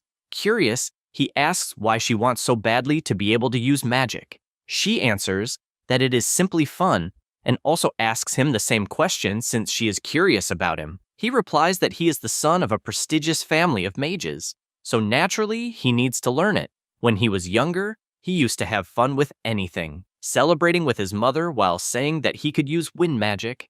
Agatha grabs him by the arm and says that from that moment onward, magic would certainly become something indispensable in his life. Dorothy comments that apparently he liked it when he was a child, and he confirms it, while also thanking her for that. She does not understand why he is thanking her. He simply walks up to her, calls her by the shoulder, and kisses her lips without even hesitating. He tells her that he likes her, and the embarrassed girl says that he is completely reversing the order of things. She was responsible for giving him a reason to live. However, one day, she got hit in the head by a machine, and Aslan falls into despair, while his family asks if he is okay since the spirit tried to involve him in a terrorist attack.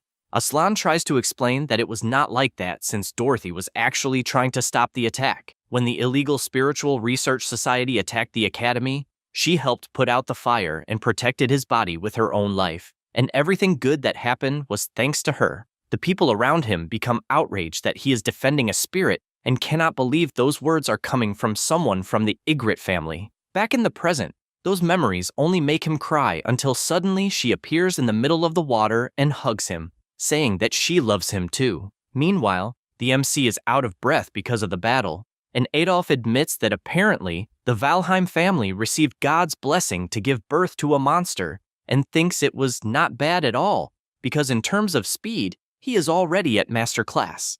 However, gathering energy in his hand, He warns that he cannot let him take another step and tells him to get out of the way immediately. At that moment, a powerful light appears in the middle of the lake, and the crow shows up reporting that the spirit has finally revived. He thinks that is incredible and knows that the 3-second penalty that corrupted his body was neutralized thanks to the dark lunar physique he obtained from Aslan. Because of that, not only can he maintain his strength during battle, but if he corrupts his power while aiming to maintain it for 3 seconds, he should be able to wield power on a completely different scale. He tries to push his power further and further to its limit, and Adolf is shocked because he knows exactly what that power is. The MC finally surpasses his own limits and activates the second form of the heavenly sword of blazing destruction. He attacks his target with everything he has until he manages to break through the fire barrier and causes colossal destruction around him.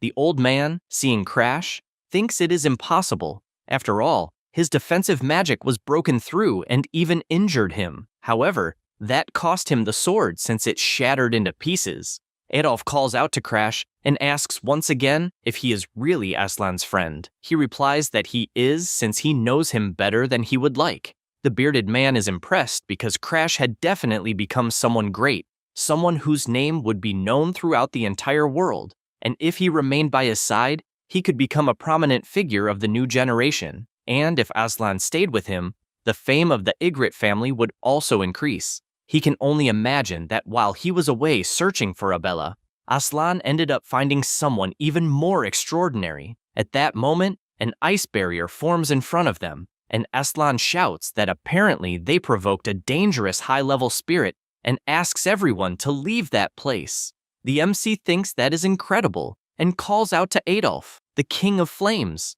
He says that he is leaving the high-level spirit to him and walks away. The old man becomes furious because of that, and the forest turns into complete chaos because of all these events.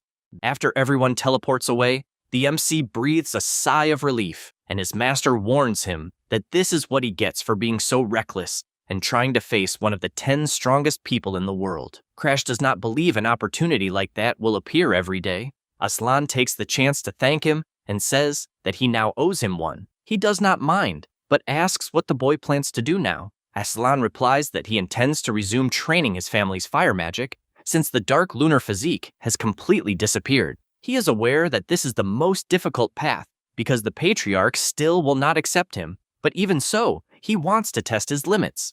The MC thinks that is incredibly stubborn of him and suggests that he enroll in Raherm Academy the following year. There, he will be able to forget about his family problems for a while and become even stronger. It is the time he needs to become capable of protecting Dorothy. In addition, he also offers to help since they are friends now. Aslan is happy to hear that and says goodbye. However, Crash does not understand why Lilina is still with him. She replies that she does not want to interrupt the reunion between the two of them. She also thanks him for saving the young master and says that she will never forget it. The MC feels a little embarrassed, but simply asks her to be careful on her way back and leaves while reflecting on his debt of gratitude. After all, considering what happened before he regressed, it was the least he could do. Sometime later, he reunites with Bianca in his room, and the crow tells him not to let his guard down, since he pushed himself too hard and even broke his sword. Having said that, Krim suggests that he find a weapon capable of withstanding flaming erosion.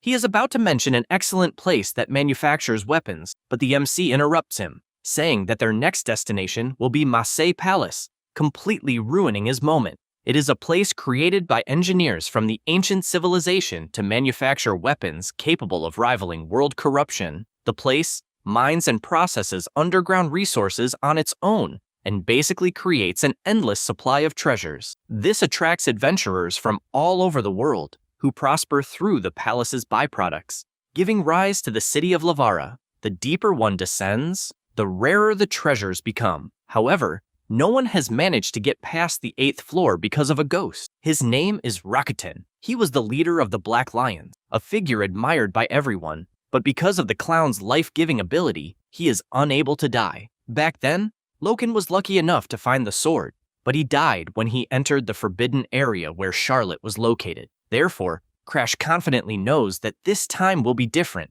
because he will defeat that ghost on his own and obtain the sword with his own hands. Before his regression, he spent an entire year in Mase Palace with Annex's group. The boy would step on the heads of those who refused to satisfy his wishes and attack them with his vines without hesitation. The MC was constantly asking him not to do that, since the guy could actually end up dying. Annex thought he was far too kind, especially because the guy had been the one who tried to screw them over first, so he was merely teaching him a lesson. His companion claimed that it was a lawless land, so there would be no punishment whatsoever. Back in the present, a group openly declares that they will defeat Rakuten on their own. Crash realizes that the Fendal Road faction is pressuring the others into joining their group. Fendal replies that this is obvious, since he is the king of the palace. The MC realizes that nothing has changed since his regression and tells him to apologize while he is still being nice, because he hates it when someone stands in his way. Fendal makes it clear that Crash has only just reached the upper specialist level and still thinks he can defeat someone who is close to reaching the master level. The MC admits that being close to the master level is impressive and therefore suggests recommending him to the Order of Valheim. The boy does not understand what he is talking about. Crash explains that even though he is a commoner, the boy possesses abilities close to those of a master, which is why he is so interested in his potential that he is inviting him to become a knight of Valheim. Fendal carefully considers the proposal. After all, becoming a knight of the most powerful family in existence would make him so famous that all the other knights would kneel before him. With that in mind, he asks whether Crash is truly being serious. Crash confirms it and even asks him to bring his entire group into the order,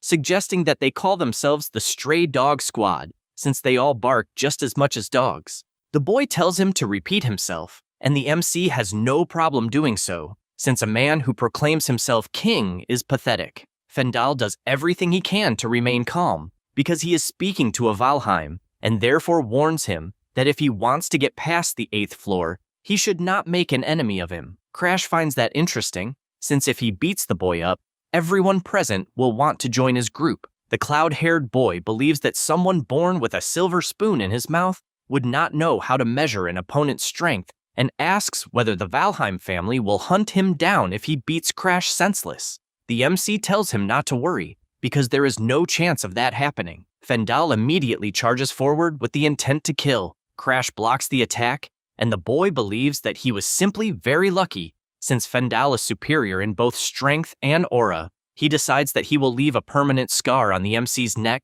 but his attack is blocked once again, and he begins to understand that it is not luck, because his attacks are being defended against with precision based on his opponent's own experience. The MC envelops his sword in flames and tries to land an attack, but the boy dodges and, while charging his strike, says that he will show him how he became the king of that place. The two begin exchanging blows, and a girl wonders how someone so young can wield such a heavy weapon. The MC reflects that he knows all of the man's tricks and techniques, because he remembers every time Fendal tried to challenge Annex before the regression. Fendal prepares himself once again, promising that he will split him in half. The girl cannot believe that Fendal is truly going to kill an heir of Valheim. Crash simply braces himself and uses flaming erosion, completely destroying the attack. He then approaches and kicks the brat directly in the mouth, sending him flying. The people finally realize that someone stronger than Fendal has appeared in the palace, and he introduces himself as Crash Valheim, declaring that anyone who wants to reach the 8th floor must accompany him. They expected nothing less from a Valheim, and begin to believe that defeating Rakuten may truly be possible. A girl wonders whether he has really trained that hard ever since he was young, and prepares to make a decision, because she has never managed to overcome the barrier preventing her from entering the master level. At that moment, someone calls out to her. It is Derek, asking whether she is also going to sign up. She remains silent, and he asks why she is hesitating. After all, although Fendal was defeated by the ghost, that was because the boy became complacent after reaching the 8th floor. But he points out that she is different. When everyone else gave up, Lack continued training hard every single day. She takes a deep breath and agrees, because even if a calamity stands in her way, she will not give up wielding her sword. The following day, the MC comments that the others are arriving. The crow asks whether he is waiting for someone. He replies that he is waiting for the final light of Mase Palace. If Fendal is the darkness of the palace, then lack is its light. In the past, she was an expert at the master level. When he saw her before the regression, she had given up swordsmanship and was selling fruit at the market. Krim asks whether he is going to leave Fendal like that, since the boy is clearly seeking revenge. In fact, he is waiting for that. After all, he also intends to steal the boy's electrical ability. The first condition is to become the target of Fendal's jealousy. The second condition is to make the boy think of him as someone beyond a rival. Lastly, he must give him a goal. Crash had been thinking about unlocking up to the second condition the previous day, but since they will meet often in the palace, it is only a matter of time. The crow thinks this is a joke, since he wants to enter the palace without even gathering members for his team. At that moment, someone asks for permission to enter. It is Lacradion, wanting to know whether she can join his team. He sees no problem with that, but tells her that it means becoming Fendal's enemy. She replies that it is fine after all. They are both merely cowards defeated by Rakuten, and because of that, her goal is to finally defeat that ghost. He calls her Lack and welcomes her to the team. However, the girl finds it strange that he knows her name even though she has not introduced herself yet. The MC becomes a little embarrassed and replies that he has been researching the names of several people. With that said, they form a partnership. 2 days later, the day to enter Masei Palace arrives. The place has a unique structure. The ground floor is merely a facade, and the area where they will stay is underground. Lacradion explains that it will probably take them around a month to reach the 8th floor, and that many traps will stand in their way, but at least they will have a group to guide them. Derek introduces himself as their guide and thanks them, since he is eager to see Leik challenge the palace once again. Fenicherry introduces herself as a white mage who will be available to help. The MC trusts all of them, since they are people. Lacradion trusts and says he is looking forward to working as a team. The group is delighted because they are standing before a kind noble. The crow approaches Crash and tells him that Fendal's faction has begun to move and is apparently trying to compete with him. The boy is trying to encourage his team because there is no way he will allow some brat to surpass them. Because of that, they will conquer the 8th floor at any cost. The MC knows that people do not change that easily. They continue descending the stairs. And right away, Crash notices something interesting because even though they are underground, there are windows in the area. Lacradion explains that beyond the door before them lies the first underground floor, and that the monsters they will encounter most frequently are clock rabbits. She positions herself to demonstrate what she is capable of, and the door opens, causing the monsters she mentioned to appear. They open their bizarre mouths, which take up their entire heads, and the girl prepares to show what she can do. With absurd speed, she kills all the rabbits without showing the slightest difficulty. Crash is surprised because it truly was a beautiful strike, and compared to Fendal's, her fighting style is direct. He thinks about the master level because it is his next goal, and this is the perfect opportunity to observe her with his own eyes. Until now, he has stolen abilities using elixirs and secret arts, but he will have to reach master level mastery through his own efforts. Although he wanted to become stronger, as a useless person who could not even master the basics, no matter how much he imitated geniuses, it would be pointless. However, things are different with Lacradion because she built a strong foundation through training and thus reached the master level. Thinking about this, he says he has a favor to ask and would like her to train with him every day until they reach the 8th floor, using only swords and no aura, so she can conserve her strength. Lacradion is surprised by the request, but accepts without any problem, even though her group thinks it is somewhat reckless. Crash thanks her and calls for everyone to move forward. Derek takes the opportunity to ask why she accepted the MC's proposal at such an important time. She replies that it was because of his eyes, since they were the eyes of someone who was definitely aiming for even greater heights. Because of that, she could not see how she could refuse the request of someone who looked at her that way. With that said, everyone continues their long journey. Meanwhile, somewhere else, someone curses the MC because he is after her treasure, and she guarantees that the Thunder Star will belong to her. The battle inside the palace continues all the way to the 6th floor. It has already been a month since they entered the dungeon. It was relatively easy, since Lacradion was strong enough to conquer every floor by herself. Derek and his friend realize that they do not need to do anything except watch, and they even begin wondering how much stamina the two of them have, since they seem to be growing more excited with each passing day. Locke notices that the MC is always eager to learn more. He agrees, and even states that he will steal everything from her. Those words catch the girl's attention because, even though he is a swordsman, when trying to steal the abilities of others, pride would normally get in the way and make a person hate doing so, but there is no hesitation in Crash's eyes. Because of that attitude, he will do whatever it takes to become stronger, since he has clearly overcome the gap in strength between himself and Fendal. She concludes that he has even managed to cast aside his pride in order to achieve his goal of becoming stronger. Thinking about this, she calls out to him and asks why he wants to become stronger. Derek senses the heavy atmosphere and tries to warn them that the 7th floor is right ahead. But without thinking twice, the MC replies that it is because of the destruction of the world, since he has been wondering whether he could stop it with his own power. The group bursts into laughter, having no idea what the hell he is talking about, since he sounds like a crying child. Lacradion, on the other hand, does not interpret it that way because Crash's eyes are far too serious for it to be a joke. They are the eyes of someone who is absolutely certain that the world will be destroyed. With that said, she tells him that she will follow his example and do her best to achieve her goal. The MC is surprised because she truly believed his words, and because of that, he asks her to give it her all. Meanwhile, the other two members of the group watch the connection forming between them. The chubby man gets their attention because, starting from the 7th floor, the labyrinth is mechanical. Countless traps and mechanical monsters will be lying in wait, and the labyrinth's walls move on their own. He continues his speech and finishes by saying that he is an excellent guide who will clear a path to the 8th floor using the easiest route. He has barely finished saying this when he realizes that the MC and Lack have disappeared. The two of them notice the same thing because, due to a brief lapse in attention, they ended up getting separated. Lacradion apologizes because Fendal's faction apparently used a cowardly trick. He sees no problem with that because it is natural for the weak to resort to such tricks.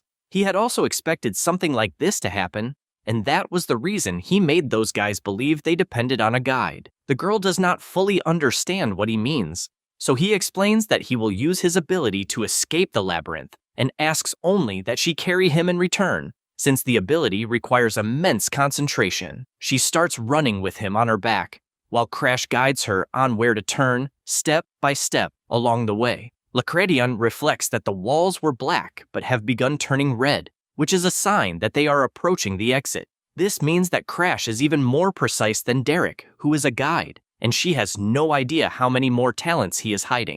Thinking about this, she says that after they get out of that situation, there is something she would like to discuss. He does not mind because whenever someone says something like that, it is usually something bad.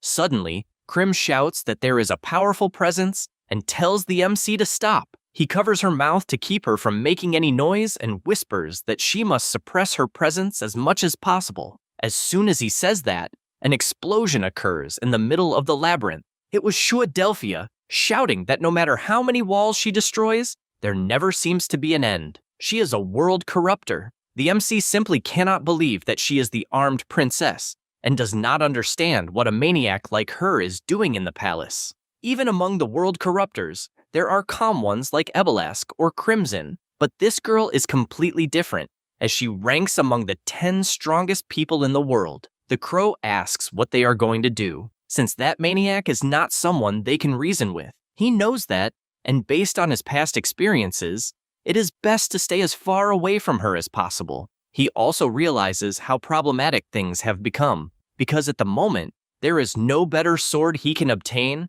than the Thunderstar. Furthermore, if his sword can no longer withstand his strength, he will not be able to fight at full power from that point onward. There is also a reason why they must prevent that maniac from obtaining the Thunderstar at all costs. If the Martial God Institute hands that sword over to the Sword Sovereign, humanity will be defeated by the world corruptors. The reason Charlotte managed to defeat the Sword Sovereign before his regression was the Thunderstar, one of the 10 great heavenly swords.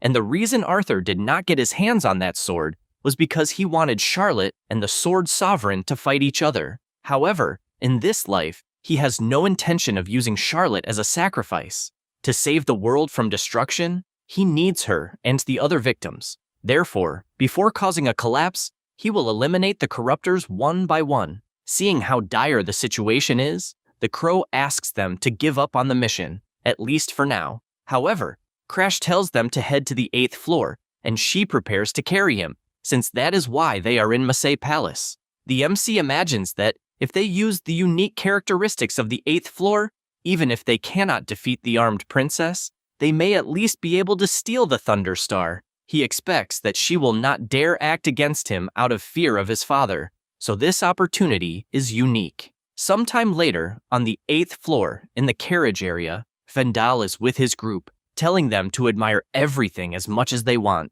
because they will soon defeat Rakuten. They are eager to see the treasure awaiting them on that floor. Furthermore, they have finished preparing the trap against the MC to separate him from the guide, so they will only need to worry about the ghost on that floor. Soldric does not care if they call him a coward, because all of this is to ensure that the faction leader gets what he wants. However, completely out of nowhere, Shuadelphia appears with overwhelming killing intent, and everyone is shocked by her power, because even though their entire bodies are warning them of danger, they are unable to move. To make matters worse, before they can say anything, the slaughter begins. Fendal manages to block the attack and immediately realizes how immense her power is. She praises him for allowing his companions to escape first, but regrets to inform him that they will not be able to flee from the shadow clones she created, and that there is no weapon more efficient than that technique for cleaning up trash like him. With that said,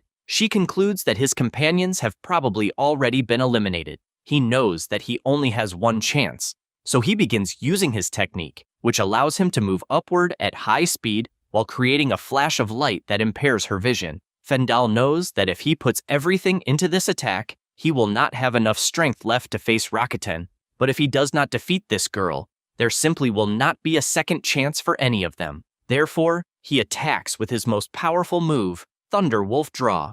The attack strikes Shuadelphia's neck, and he already considers it a victory, until he is horrified to see that the blow struck his own neck instead. He does not understand what the hell happened. She recognizes the technique, as it can sever the senses of everyone nearby except those of the user. However, he severely underestimated her, because an attack of that level would never work. He tries to understand how the damage was transferred to him, and that crushing power defies even logic itself. He has practically nothing left. He tries to negotiate, saying that he is willing to give her his sword as long as she does not hurt his companions. Shuadelphia asks if he is joking and attacks, since she had already told him that his companions had probably been eliminated. He thinks about how sad it is that his end will come without him being able to face Rakuten again. However, a fire attack strikes the girl directly, and a voice says that Fendal looks far too pathetic. He turns around to see who it is, and is surprised to discover that it is none other than Crash.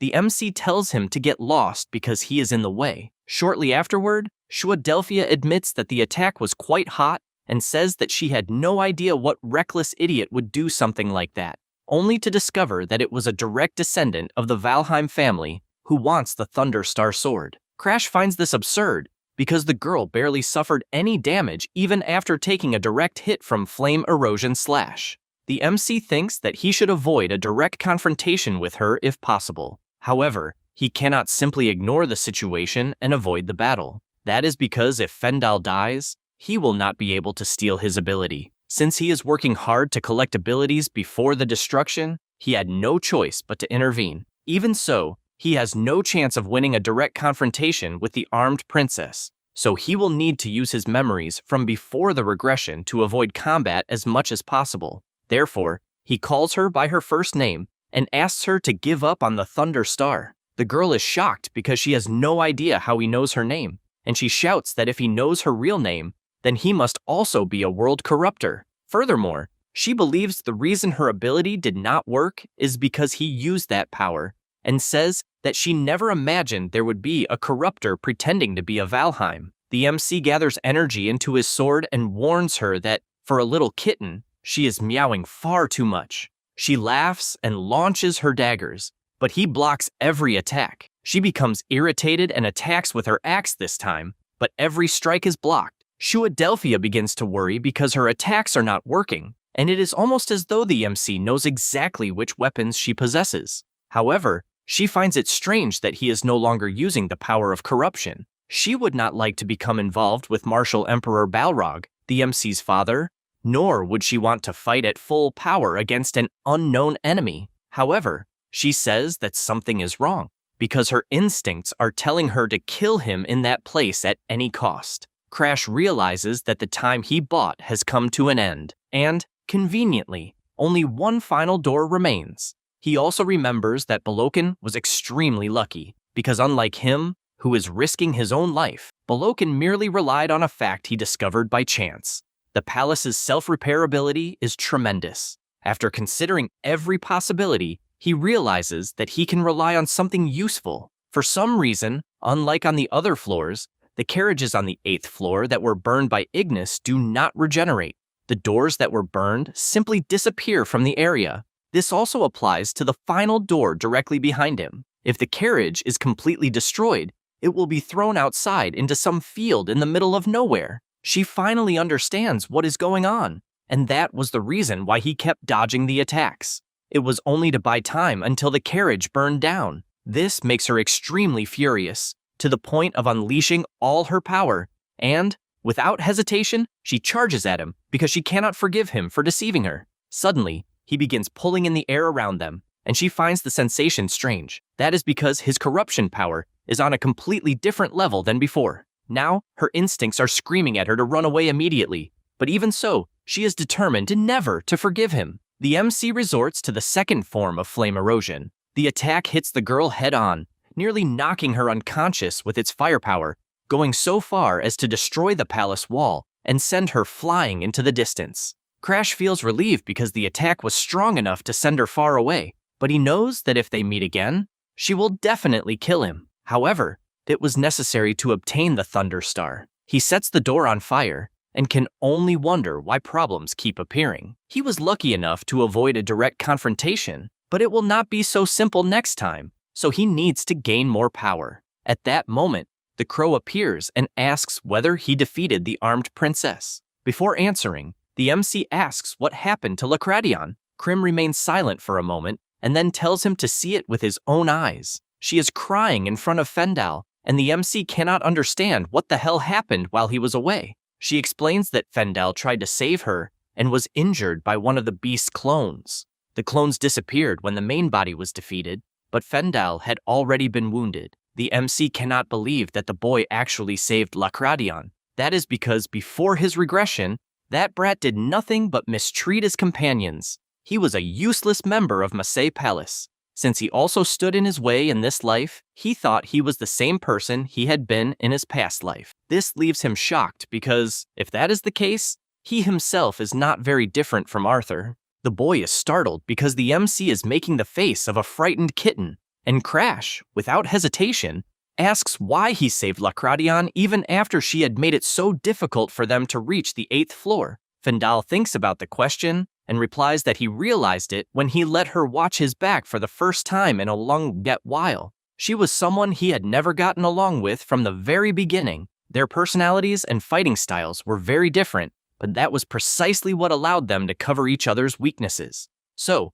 when the Catwoman attacked her, he thought he would be the only one left to remember Icarus, and that simply did not feel right. Finally, he concludes that even a scoundrel like him wanted to try saving someone for the first time. The group continues begging them to save their leader, but Fendal calls out to Locke and asks her to take the sword, since he only had it because she had originally refused it. She gladly accepts, and Fendal says a few words to the MC, apologizing for getting in his way and thanking him as well, because if he had not defeated that monster, the Fendal faction would have been annihilated. Because of that, he asks him to make sure he defeats the ghost of the 8th floor. The MC finally realizes that he ruined everything because of his own prejudice.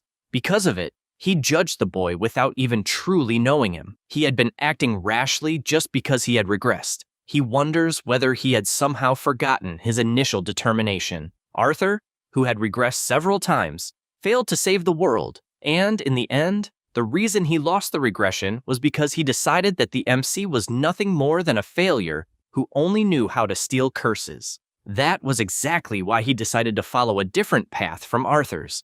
Even after learning from the people he met following his regression that people change depending on the era, without realizing it, he had been doing exactly the same thing as Arthur. He finally understands that becoming stronger by stealing abilities does not mean he will be able to save the world from destruction. He gets up and tells everyone not to worry, because he will show them that together they will defeat Rakuten and reach the 9th floor. Fendal laughs, and in his final moments, all 3 conditions are unlocked. The MC steals his ability because there is not much else he can do, and promises that, at the very least, his strength will not be wasted in the face of the destruction that is approaching. With that, it is time for the battle against Rakuten, the ghost of Masai Palace.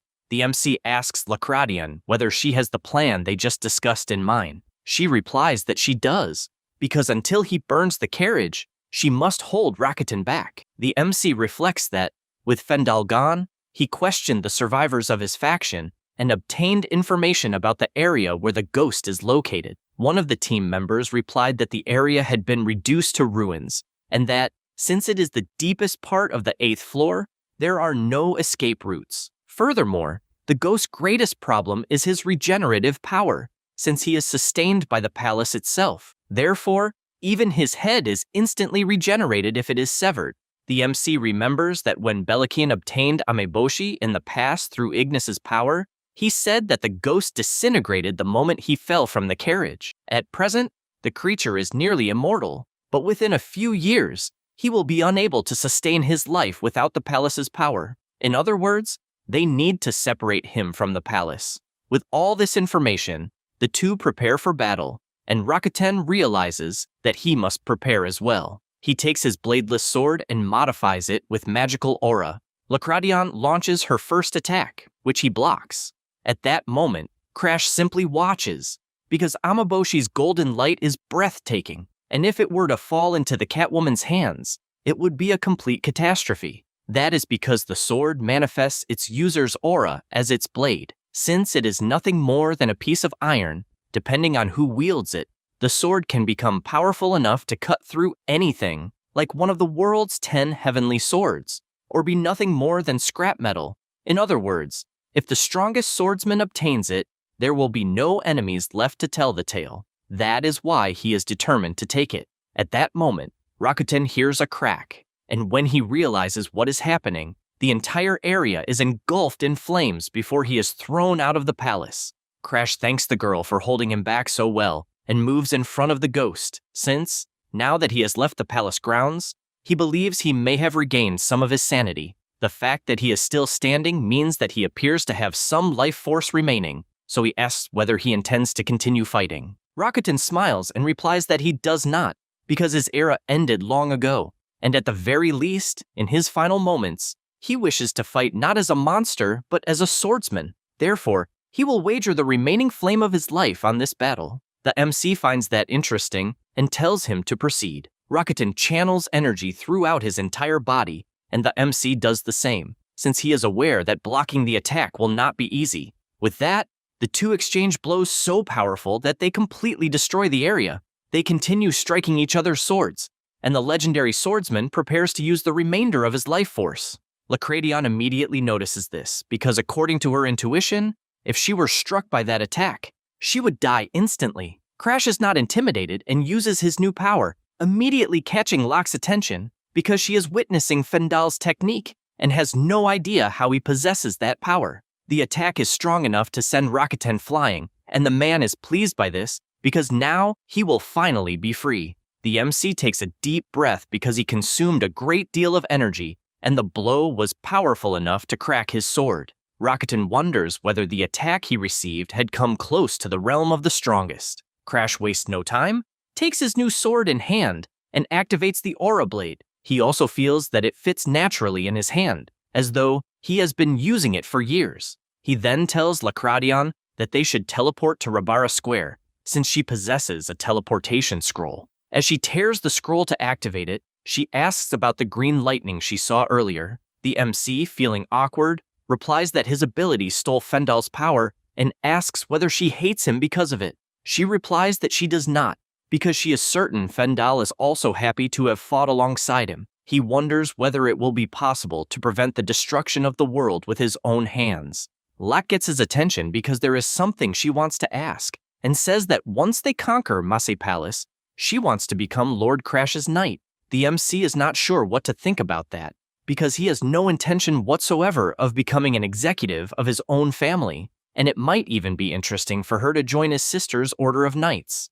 Lacradion says that the only reason she was able to find the path of the sword was because she met him, and that is why she wants to be useful. He thinks about it, since the girl is at the level of an apprentice master, and additional combat power is never a bad thing.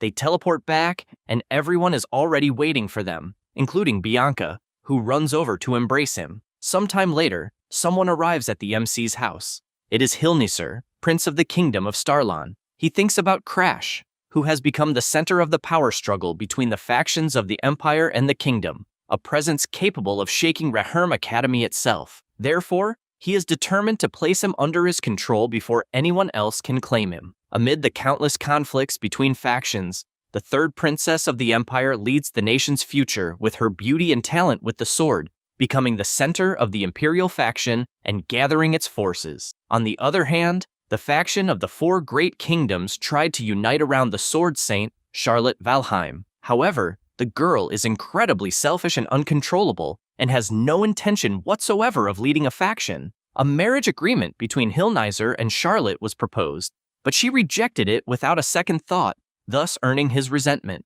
He reflects that the Academy gathers extraordinary talents under the age of 20, and that, if not for this restriction, he himself would have enrolled to keep the Empire under control. He knows that he needs a pawn, someone strong and easy to use. Crash offers his greetings, and the prince finally meets the MC in person, immediately noticing that he is mature for his age. He apologizes for appearing at the last minute, but he really wanted to meet the rising star of the Valheim family, as he also heard that he defeated the ghost, Rakuten. Crash finds it amusing that the news reached the prince's ears, although he expected nothing less from the royal family of Starlon. Hilnisr believes that it is time to test him, and says that he wants to see him continue contributing to Starlon in the future. The MC replies that he will, as he intends to keep dedicating himself. The prince reflects that he deliberately said Starlon instead of the Valheim family, yet Crash did not show any noticeable reaction. He believes that perhaps the MC has no attachment to his family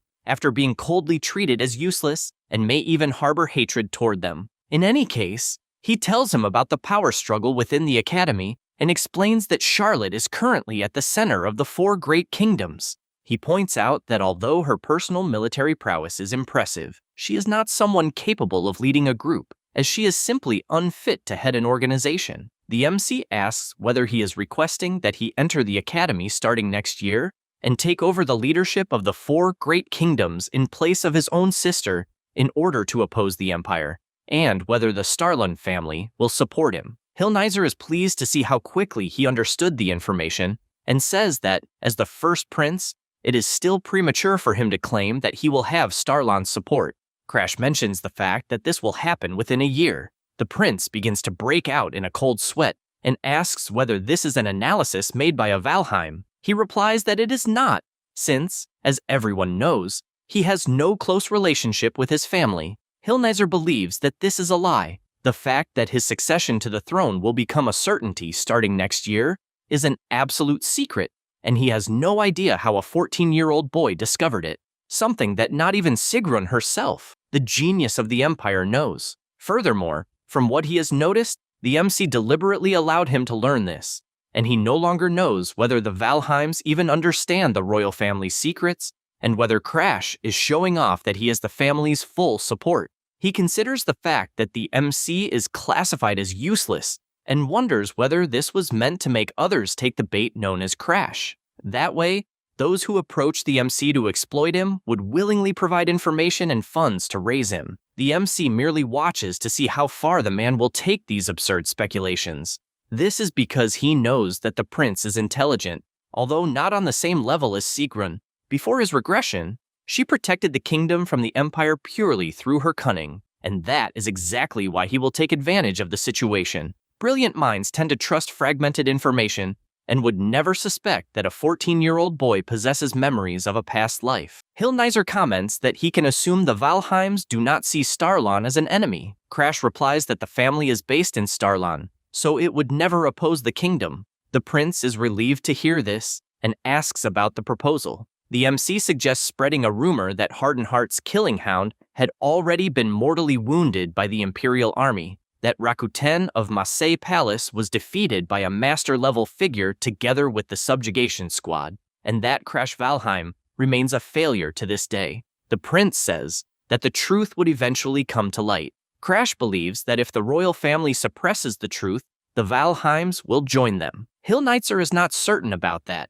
as they would only be able to cover everything up for a year at most. The MC explains that, in line with his admission to the Academy, if the hidden facts are revealed, every kingdom and the Empire will focus their attention on him and will certainly approach him. If that happens, the prince will become the central figure. Hilnitzer hears this and says that he originally intended to raise him carefully under the protection of the royal family, but it seems that he is already a ferocious tiger hiding its fangs, so he asks how strong he truly is. Crash answers in a few words that no one in the Academy is capable of surpassing him. The prince notices that his arrogance resembles Charlotte's, but that the foundation behind it is different. He says that he greatly enjoyed their conversation and will hurry, since the beginning is crucial when spreading rumors.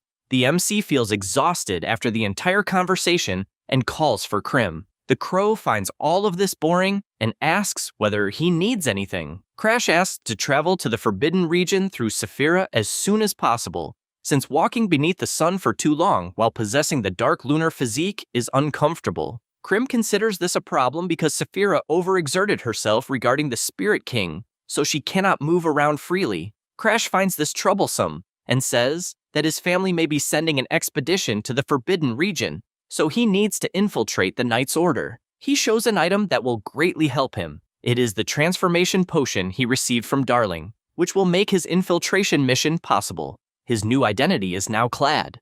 Lacradion hands over a chocolate bar, and the MC asks Bianca to eat it by herself. However, she likes eating with him and keeps insisting that they share it. Locke thinks the interaction between the two is wonderful. Krim becomes outraged because even after using magic to change the MC's hair color, he cannot understand how the hell anyone could look at the two of them and see siblings, since that is absurd. After the prince left, Crash went straight to the headquarters of the Knight's Order and, with the Vice Commander's cooperation, was safely assigned to the 6th Squad. Until they reached the Forbidden Region, he spent peaceful days in the Knight's Order. Back in the present, a man shouts at everyone present because the expedition's destination has already been decided. In 2 days, all members will depart for the Demon Realm. And although the journey would normally take a month by carriage, Saphira from the World Corruption Investigation Team will provide a special magic circle. The MC becomes concerned because the man is referring to Krim. The man continues by saying that this expedition is not only for the Azure Knight's Order. The 2nd and 4th Swords will also join the group, and everyone must prepare themselves so as not to disgrace them. Bianca calls out to the MC and asks whether the 2nd and 4th Swords are strong. He replies that they are, and explains that they are currently part of the 5th Sword, whose knights are around the level of a beginner master or a mid to high level expert. The Green Knight's Order, which represents the 4th Sword, consists entirely of high-level experts. Meanwhile, the Crimson Knight's Order, which represents the 2nd Sword, is composed entirely of beginner masters, with some at the intermediate level. Now, the commander of the Crimson Knight's Order, Lyrish Valheim, is a high-level master. He reflects that this is bizarre, since so many powerful people are gathered in Valheim. In his past life, his half-brother Rai was one of the 10 strongest, a martial king who had mastered the supreme secrets of a master. Meanwhile, the head of the family, Balrog Valheim, was one of the 4 strongest beneath the heavens, a martial emperor. He is in the Emperor realm, a level reached by only 4 people in the entire world. He thinks about how many people say that Valheim blood is blessed by God, even though not even an emperor could do anything in the face of the world's destruction. To save this world, simply becoming the strongest is not enough, just as it was not enough for Arthur. After thinking about all of this, he suggests that they do some reading when they return to the dormitory. 1 week later, near the demon realm at the Knights' joint encampment. The Knights comment that the second sword and Saphira will arrive soon, and that they must be ready. Crash merely watches, since even before his regression, he had no memory of ever speaking with his sister Lilish. She was a woman of few words who silently carried out her missions. She finally appears through the magic circle. She is Balokan's biological sister and the MC's half-sister. She has a quiet, disciplined personality. She is the complete opposite of Charlotte, and he realizes that even people with the same blood can be very different. Suddenly, Lilish shifts her gaze and begins walking toward him. The MC does not understand why the hell she is heading in his direction and wonders whether she somehow discovered that he is in disguise. However, Lilish walks over to Bianca and hands her a piece of candy. The MC is surprised, since he did not know she liked children enough to carry sweets with her. This surprises him so much that he decides never to judge a book by its cover again, since he keeps being proven wrong. He wonders whether he should ask the vice commander to reveal his true identity to Lilish. At that moment, more people emerge through the portal. First comes Princess Siran, a direct descendant of the Saphira family. Then comes Blavi, the family's loyal hound. Crash realizes that he is definitely screwed. The Saphira family received revelations from the stars to foresee the world's corruption and act as humanity's shield, and Siran is the family's only descendant with the maximum potential of a first-class talent. He has barely finished thinking this about the girl when she immediately notices his presence. She comes as close as possible and whispers, asking why he possesses 3 abilities. The MC begins to break out in a cold sweat, since he has heard that Saphira astrology exists on a level incomprehensible to ordinary people, and he does not know whether she managed to see through him completely in an instant. He realizes that things have reached a point where he can no longer avoid the issue and tells her that they need to talk. They go somewhere else, and she assures him that their conversation will not leak outside that tent. The MC notices the protection surrounding the tent and begins by giving a demonstration,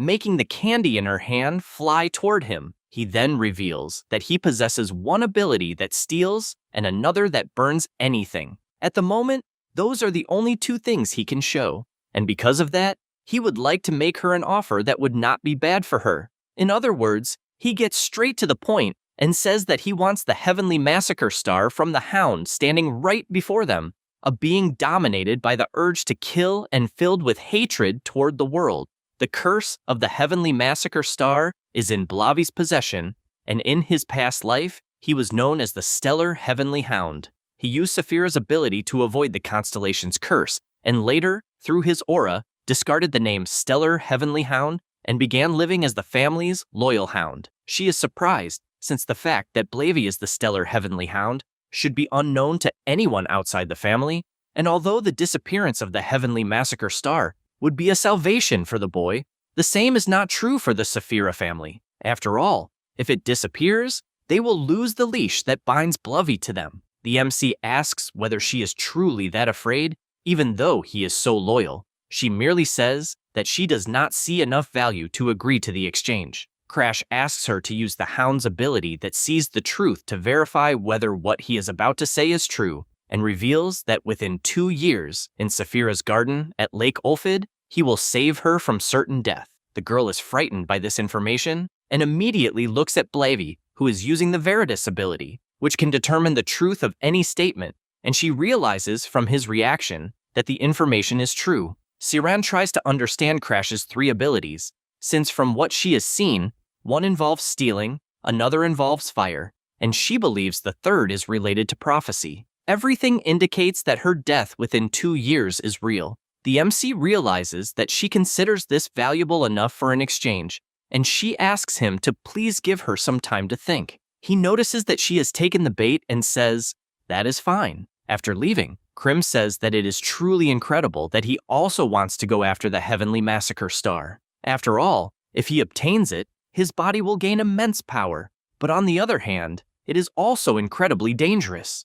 The MC is aware of that and had even placed it on the back burner, but the perfect opportunity has now appeared.